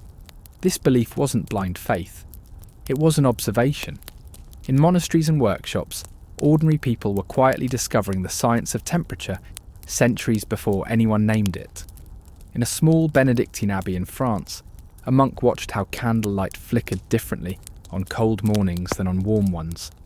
He noted how smoke twisted tighter when the air was dry, how flame grew lazy in dampness. He didn't know about oxygen or pressure, but he knew the world breathed. To them, the fire wasn't in the wood, it was in the air around it. That realization changed everything. In the forges of the 12th and 13th centuries, blacksmiths learned to control that breath. By pumping air into their coals, they made fire hotter than nature ever intended. They melted iron into submission. Without knowing it, they were inventing thermodynamics, the science of controlled energy. They saw how metal changed the colour with temperature. Red, orange, yellow, white. The colours became their thermometer, centuries before glass tubes of mercury. They learned that every shade told a secret about the world's hidden order, that heat was not chaos, but precision. And from those fires, an idea began to form, that warmth was not random. It could be guided, measured, perfected. In Oxford, a friar named Roger Bacon wrote of the nature of flame and air. He believed heat was a divine echo, the material world's memory of heaven. He experimented with lenses and mirrors, focusing sunlight to ignite tinder, imagining a future where light itself could be shaped. He was not alone. In Persia, centuries earlier, the great scholar Al-Razi had described experiments with evaporation and boiling, studying how water turned to vapour and returned as rain. He saw fire as the agent of transformation, the boundary between life and death, solid and spirit. While Europe prayed to fire, others were already taking its measure. The Islamic Golden Age preserved and advanced the world's understanding of heat. Alchemists in Baghdad built furnaces with vented chimneys, adjustable airflow, and ceramic insulation. They refined metals, brewed medicines, and even designed early thermostats. Clay bulbs that expanded when heated, opening and closing vents automatically. To them, balance was divine. Too much fire destroyed, too little wasted potential. It was a metaphor for everything, the human soul, the state, the cosmos itself. In Europe, this wisdom slowly filtered through monasteries and travellers' tales. But even without books, craftsmen everywhere were performing their own experiments. The baker, who knew how to judge an oven's readiness by holding his palm near the opening. The brewer, who learned the exact warmth yeast needed to live. The glassblower, who could tell by sound when molten sand had turned to liquid light. These weren't guesses, they were empirical truths, written in muscle memory. Before science lived in books, it lived in hands. And yet medieval people never separated the physical from the spiritual. Fire was still sacred, even as they learned to command it. Every discovery carried humility, because every mistake could still kill. A single spark could undo a city. London, Paris, and Lubeck all burned in infernos that swallowed thousands. Each tragedy was seen not as an accident, but as moral failure, the punishment for pride in trying to control what only gods should wield. Still, humanity kept testing its limits. Alchemists locked themselves in stone laboratories, watching crucibles glow red, waiting for revelation. They were trying to turn base metals into gold, but in truth, they were studying transformation itself. They learned that heat changed everything it touched. Wood into ash, ore into steel, flesh into spirit. They didn't call it combustion, they called it transmutation.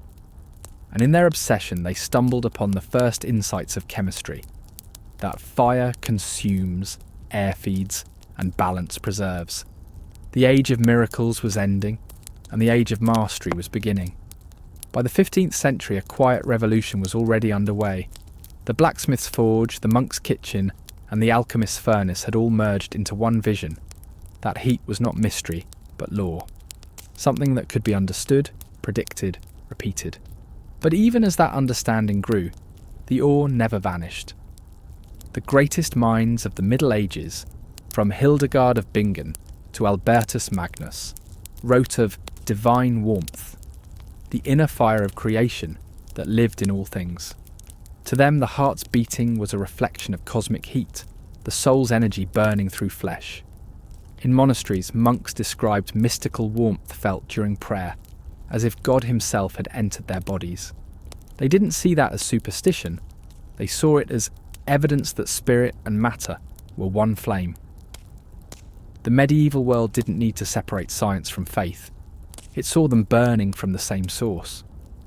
When a blacksmith forged a sword, when a baker tended bread, when a monk lit a candle, each act carried the same reverence. Each was a conversation with the universe, a negotiation between creation and destruction.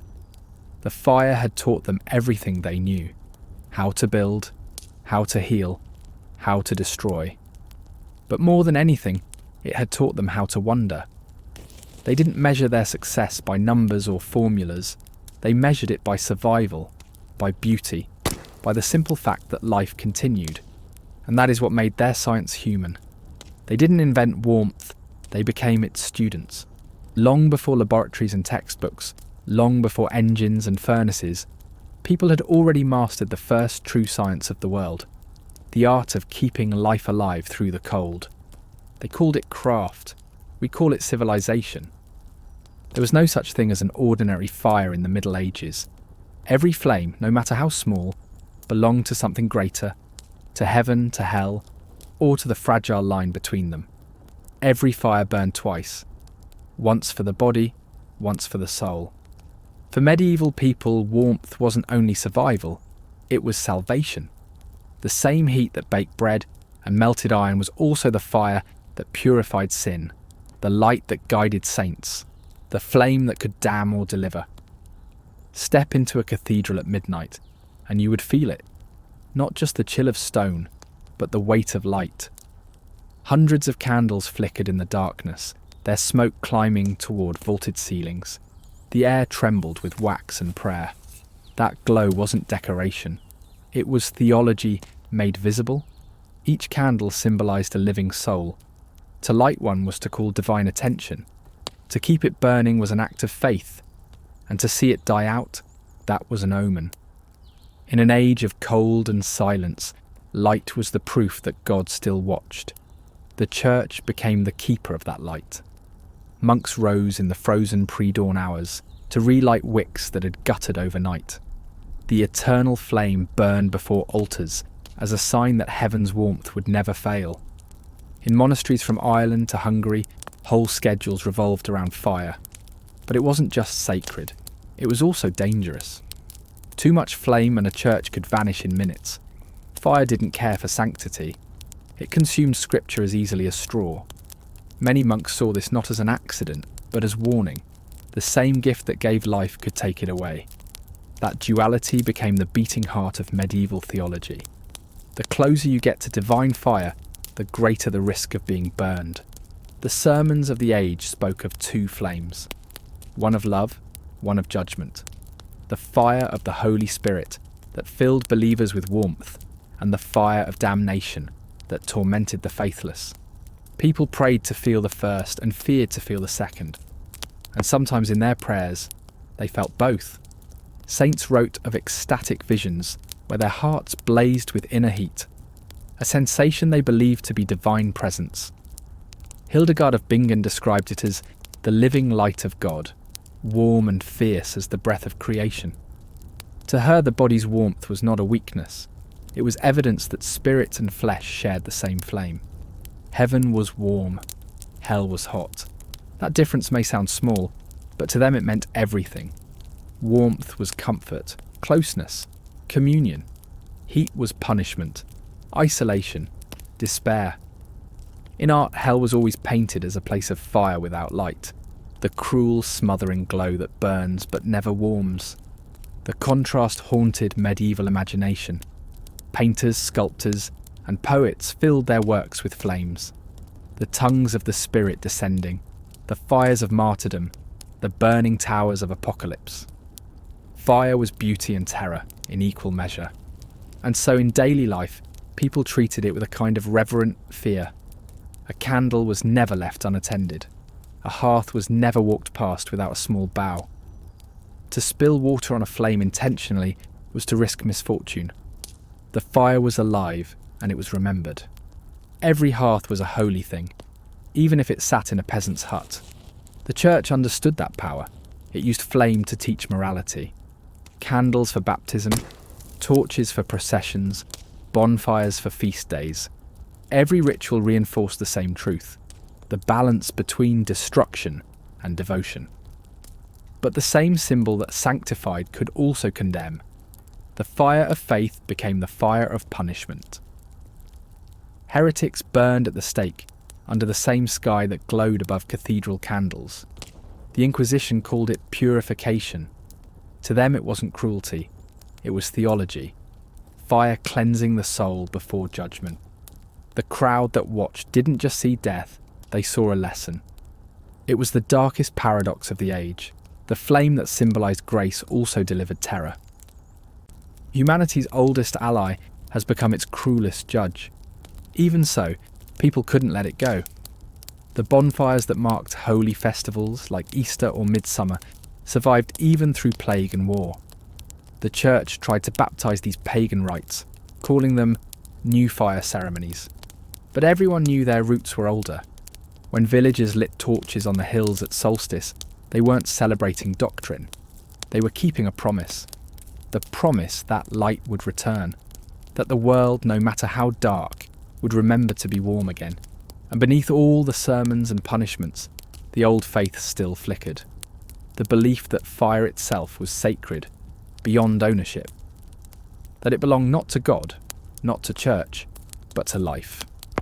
Even the architecture of belief revolved around heat. The holy oil lamps that burned before relics were never allowed to go out. Some were said to have burned for centuries, drawing pilgrims from distant lands to see God's unending fire. In those flames they didn't just see light, they saw defiance. To light a candle in the dark was the boldest act a human could make. And that act, repeated by peasants, priests and wanderers for centuries, became the foundation of Western spirituality. Not the words, not the dogma, but the gesture. The small, trembling light held against infinite cold. Because what faith really meant in the Middle Ages wasn't comfort or certainty. It was endurance. The same endurance that kept hearths burning through endless winters. The same endurance that made a mother stay awake to guard the coals. The same endurance that made a monk rise from his bed before dawn to light the altar again. They were all part of one ritual, one shared defiance of the dark. And though time would change the prayers and the architecture, the heart of it never died. The fire in the church and the fire in the home, they were one and the same. Each flame said the same thing in a different language. I am here. I am alive. I will not go out. The fire was never just a symbol of faith. It was faith itself. And as centuries passed, that faith grew quieter. But it didn't vanish. It still burns in the candles of vigil, in the hearths of mountain villages, in the lamps of cathedrals.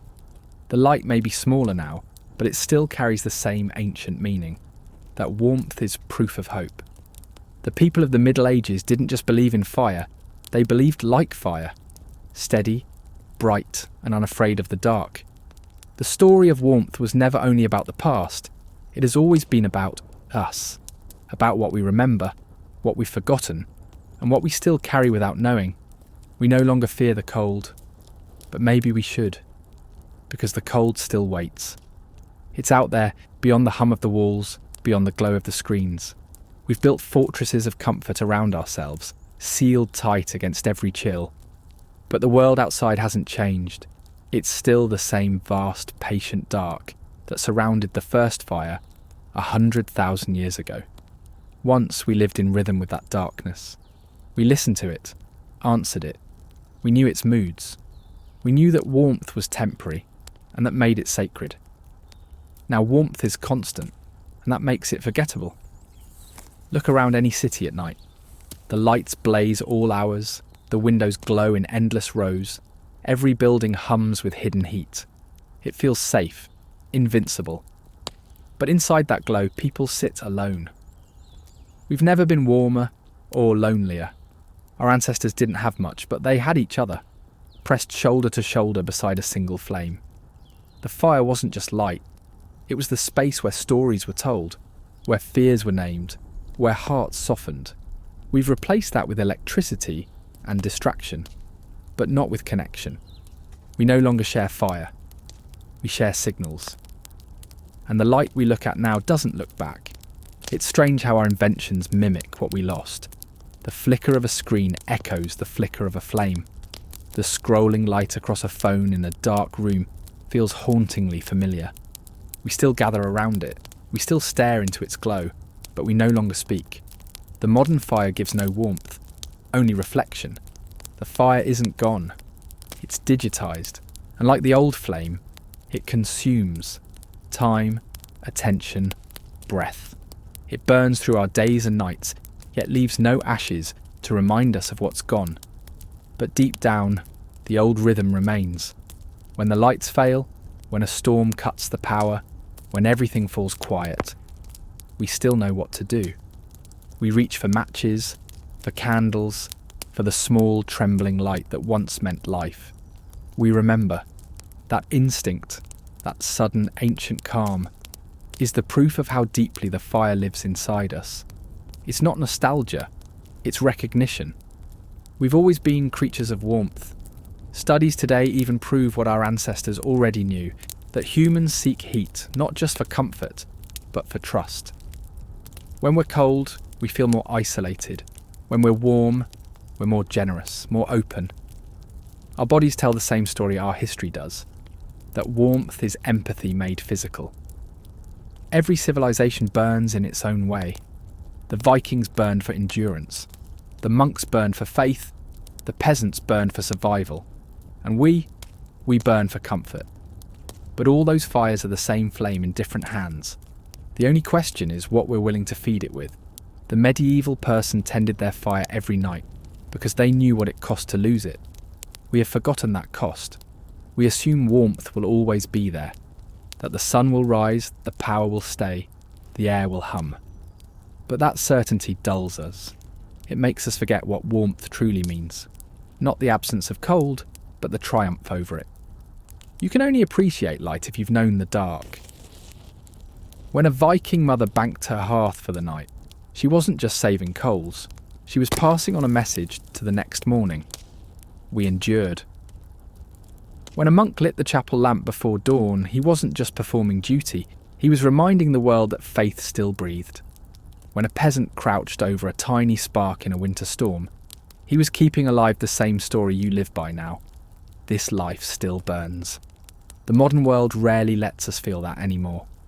We live at room temperature, untouched by struggle, disconnected from the elements that once defined existence. But the memory of the flame still shapes us. It's in the way we seek light at night, the way we gather in warmth when grief comes, the way we look for someone's hand when the world feels cold. Warmth is how humanity remembers itself. The people of the Middle Ages understood that better than we do. They didn't have the means to escape nature, so they learned to live inside it. Their fires weren't conveniences, they were promises. Every spark was a vow that the night would not win, that the human story would go on. And now in our heated rooms we carry that same inheritance. We don't sit by the hearth anymore, but we still light candles in mourning, bonfires in celebration, lamps in prayer. The gesture remains, the meaning remains. Because no matter how advanced we become, the first and last thing we will ever need is warmth, of body, of spirit, of one another. The flame doesn't care about time, only that someone still guards it. So when you look at a fire, a campfire, a candle, or even the faint orange glow of a city window on a winter night, remember what it means, that every civilization, every family, every soul that ever lived fought to keep that same light alive. The fire is the memory of everything we've been, and everything we hope to remain. And though the cold will always return, the fire always answers.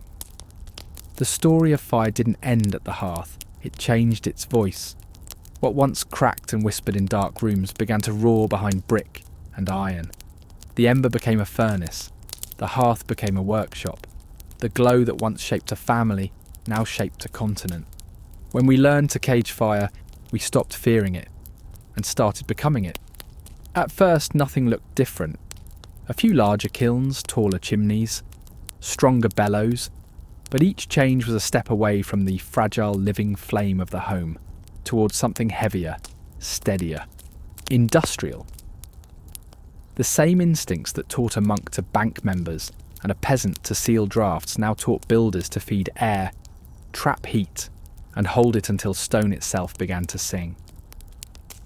Ironmasters found the limits of wood, then pushed past them. Charcoal drove early blast furnaces, and the old forest chemistry, slow, careful, human, met its opposite. Scale. Heat that once warmed bodies now melted mountains. Entire valleys were given to fire. The glow of smelting lit the night like an artificial dawn, and people began to speak of work hours by the colour of the sky. The hearth had been human. The furnace was a new species of weather. What changed was not only temperature, but time. The medieval day obeyed light. The industrial day obeyed heat. The furnace didn't sleep. Its rhythm became the rhythm of towns. Bells called to prayer once. Steam whistles called to shift change 10 times as loud.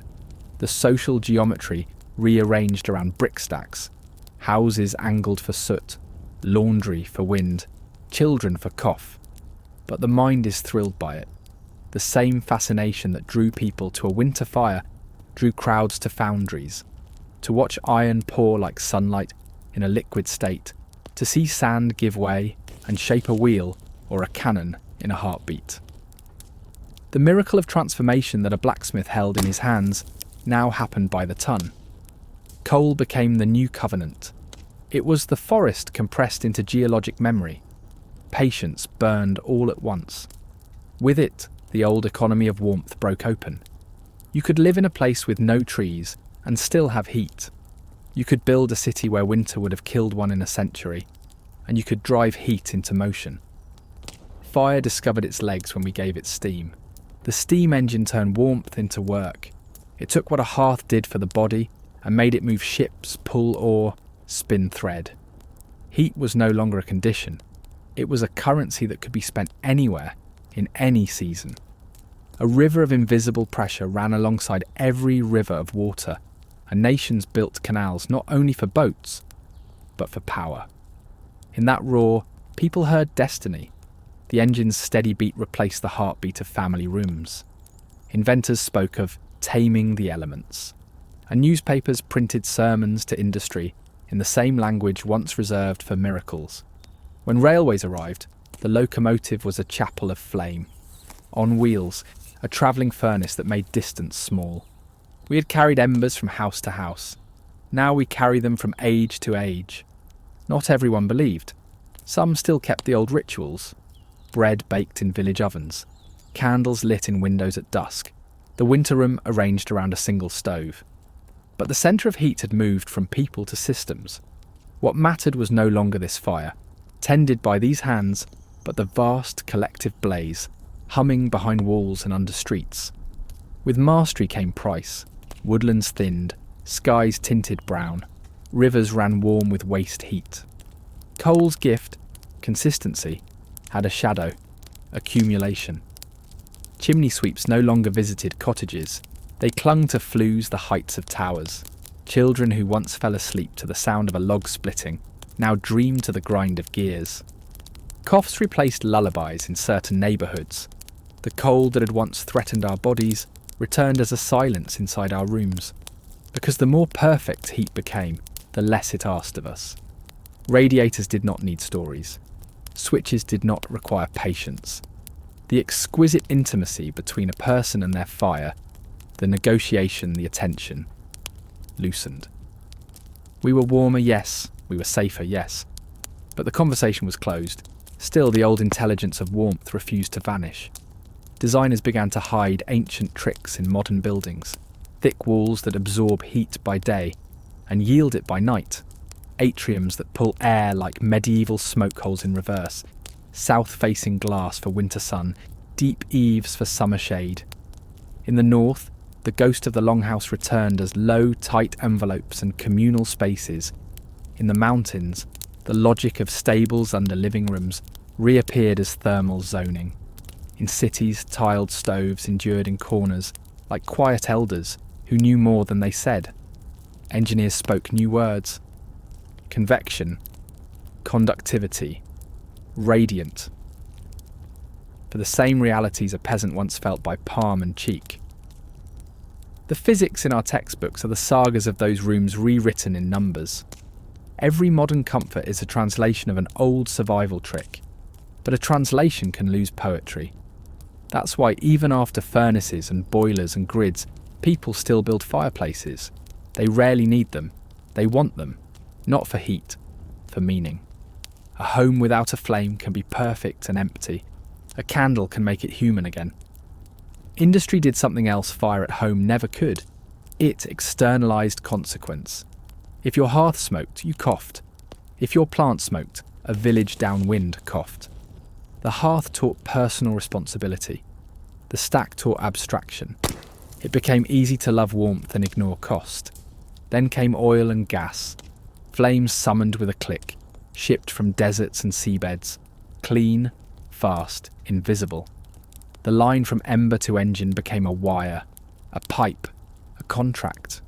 Nations negotiated heat the way families once argued over seat distance from the fire. Armies marched for it. Policies were written in its name. Winters were gambled on it. We had turned warmth from a household miracle into geopolitics. Yet the human measure endured. A storm knocks out power, and the timeline collapses. Neighbours share stovetops. Wood piles open. Someone with a generator becomes the village oven. The social technology, older than any grid, reappears overnight. Come in, sit close, we'll manage. It's tempting to call that regression. It isn't, it's a recall. The code of warmth is hardwired. A culture that forgets it risks confusing supply with care, heat with hospitality. There are new fires now, clean, quiet, almost alchemical. Heat pumps that pull warmth from freezing air. Solar thermal that bottles summer for January. Geothermal loops that borrow the Earth's steady pulse like a turf house scaled down and perfected. Engineers draw diagrams that Vikings might recognise by feel. The future bends, again, toward that first wisdom. Don't fight nature. Work with it. Progress always returns to the longhouse in some disguise, because the longhouse isn't a building, it's a principle. Share heat. Trap it. Let materials carry it for you. Accept small discomforts to gain large resilience. Keep the centre alive. Factories taught us scale. Homes taught us sufficiency. Between them lives the lesson we keep relearning. Warmth is an ecosystem of choices. Fuel, design, habit, care. If anyone fails, the whole shiver.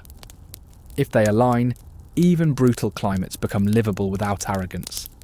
And so the fire that built the future leaves us with two truths that sound like opposites and are not. First, there is no going back to smoky rooms and burning eyes. The dignity of clean, reliable heat is a human right won at terrible cost. Second, there is no forward without memory. The dignity of connection, of seeing warmth as shared, tended, meaningful, is not guaranteed by any machine. The next stage of heat won't be measured only in degrees, but in how gently it keeps us human. Imagine a winter evening 100 years from now. The city hums softly on renewable power. Homes are sealed, efficient, warm. In one window, a family gathers by a narrow, sealed firebox that emits no smoke, a mere ribbon of flame behind glass. They don't need it, they light it anyway. Someone tells a story, someone listens. Breath fogs the glass for a second, then clears. That is not nostalgia, that is continuity.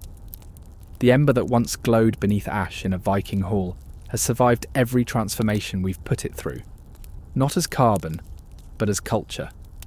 It asks the same thing it always has. Will you notice me? Will you share it with me? Will you keep me for the night and give me away in the morning? We built engines that could cross oceans. We built grids that ignore storms and drought. We built systems grand enough to heat a planet. And we may have. The work ahead is to remember scale without forgetting touch, to design for comfort without designing out care. Because the future we deserve is not only warm, it is warm-minded, warm-hearted. A future where children still learn how to feel a room with their skin, where architects still draw with winter in mind, where neighbours still see someone's light at midnight and know they are not alone. Every age thinks it invented warmth. The truth is softer. Warmth keeps inventing us. The ember is still in our hands. Not the fuel, the choice. How we make it, how we share it, how we honour what it costs. The medieval person would recognise that responsibility instantly. They'd look at our powers, smile, and ask the only question that matters in any century. Is your fire only yours, or does it belong to the room? The answer will decide more than comfort.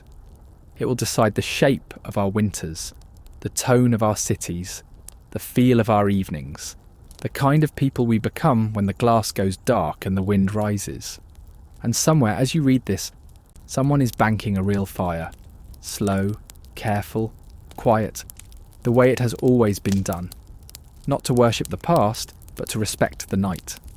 The future begins there, as it always has, with one small, patient light and hands that know what to do. The world no longer ends in darkness, it ends in light. Too much of it sometimes. From towers, from screens, from streets that never sleep. We have made a world where night never really comes, and in doing so, we've forgotten what it feels like to sit in true darkness and watch a single flame breathe. Every age ends the same way, with someone watching a small light in the dark. There is no more fitting image of humanity than that. A figure, silent, face half lit, waiting. We have stood like that for 100,000 winters. From the caves of the Ice Age to the longhouses of the north, from monasteries to apartment windows glowing above frozen streets. Always the light has meant the same thing. We're still here. It doesn't matter if it's a candle or a campfire or a phone held beneath a blanket. It's all the same defiance, the same desire to make the void smaller. When you think of the Middle Ages, think not of swords or kings, but of that simple, steady act. Someone tending the coal so others might wake warm. That gesture has no era. It is a miniature human story. Every civilization ends, but the hand that guards the fire never does. Even now, in this world of perfect climate control, we find ways to recreate that moment. We light candles on birthdays, torches in remembrance, lamps in windows for those who haven't come home. We build bonfires on beaches to mark the turning of seasons we barely feel anymore. Somewhere deep inside, we remember that warmth was once an act of love. That's why the image of fire still moves us. The fireplace in a film. The flicker of lanterns at a vigil. The first light after a power cut. It's not comfort we're seeing, it's memory. We look into it and see everyone who ever sat by one before. The Vikings who melted snow from their beards, the peasants who prayed for dawn, the monks who guarded flame through centuries of war and plague, the mothers who woke at midnight to feed it back to life. They are all there in every spark. The fire remembers its keepers. It remembers the voices that once spoke beside it, the songs it carried, the words it heard when the wind howled outside. And in that memory is something larger than history, a connection that time can't erase. Because warmth was never just heat. It was meant to be visible. It told us we belonged to each other. It told us the world could still be gentle. Maybe that's what we're still searching for. Not warmth of air, but warmth of presence. The light that doesn't just illuminate, but forgives. And maybe at the end of everything, when the last cities have gone quiet, when all our inventions fade, someone will still sit in the dark and watch a flame. Not because they need it, but because they remember why it mattered. In the beginning there was fire. In the end, there will be someone keeping it. So tonight, wherever you are, in the silence of a warm room or the breath of a cold one, pause. Look at the light nearest to you. A lamp, a candle, a screen. It doesn't matter. Remember that every bit of warmth you feel was given to you by 1,000 forgotten hands. And if you feel grateful, even for a second, then the fire did its job. It lived through them. It lives through you. And as long as you remember, it will never go out. Fire was our first teacher, and maybe it will be our last. Before language, before music, before gods, there was light on a wall and a circle of faces staring into it. The first stories were not spoken. They were traced in shadow by firelight. The earliest art flickered before it dried. The first rhythm was the heartbeat that matched the flame's slow pulse. Every idea humanity ever had began with something burning. The flame taught us attention. It asked us to watch without touching, to learn by seeing, to wait. It turned motion into meaning. The same motion that would one day become writing, painting, architecture, song. When the flame danced, the mind followed. We learned memory from fire. The ember that survived the night was proof that yesterday had happened. Every morning, relighting the hearth was a resurrection. Generations measured time not by stars, but by how long the coals lasted. Fire gave us the past. Warmth gave us a reason to remember it. The Greeks told of Prometheus stealing fire from the gods. But long before myth named it, people understood the theft. Every spark was defiance. Fire belonged to the heavens, yet we dared to keep it. From that act came every invention since. To light the dark was to change the order of things. The medieval world never lost that reverence. Even as they tamed it into chimneys and stoves, they still sensed the mystery. They built their faiths around light, their fears around heat, their hopes around endurance. They understood that the flame was not theirs to own, only to borrow. Every human generation inherits fire on loan. We pass it from hand to hand, in candles at vigils, in torches at weddings, in lamps beside the dying. It's the same motion every time. A small lean forward, a moment of breath, a sharing of light. Civilization condensed into one gesture. The monks who copied books by candlelight didn't just preserve words, they preserved the colour of flame across centuries of ink. The Vikings who built longhouses around central hearths didn't just keep out the cold, they kept alive the habit of gathering, of belonging. The peasants who guarded their coals through endless winters carried not heat, but heritage. To keep the fire was to keep the story of being human. Even now when we speak of spark and glow and burn, we're quoting that first conversation. Every metaphor of inspiration, every phrase of love or anger, still smoulders with its origin. We talk about light bulb moments, but what we mean is the return of fire, the rediscovery of vision. Look at a modern city from above at night. It's a sea of stars turned upside down, constellations on Earth. Each point of light is a continuation of that first flame, multiplied 1,000,000 times. The planet itself has become a single hearth, yet the pattern is the same. light against dark, the fragile persistence of warmth in an indifferent void. The universe is mostly cold. Fire is how life remembers itself. Every forge, every hearth, every candle is a small rebellion against entropy. It says not yet, and maybe that's why we can't stop lighting things. Bonfires, lanterns, fireworks, screens. We are a species of ignition. We cannot resist the desire to see the world illuminated one more time. But the flame has a memory of its own.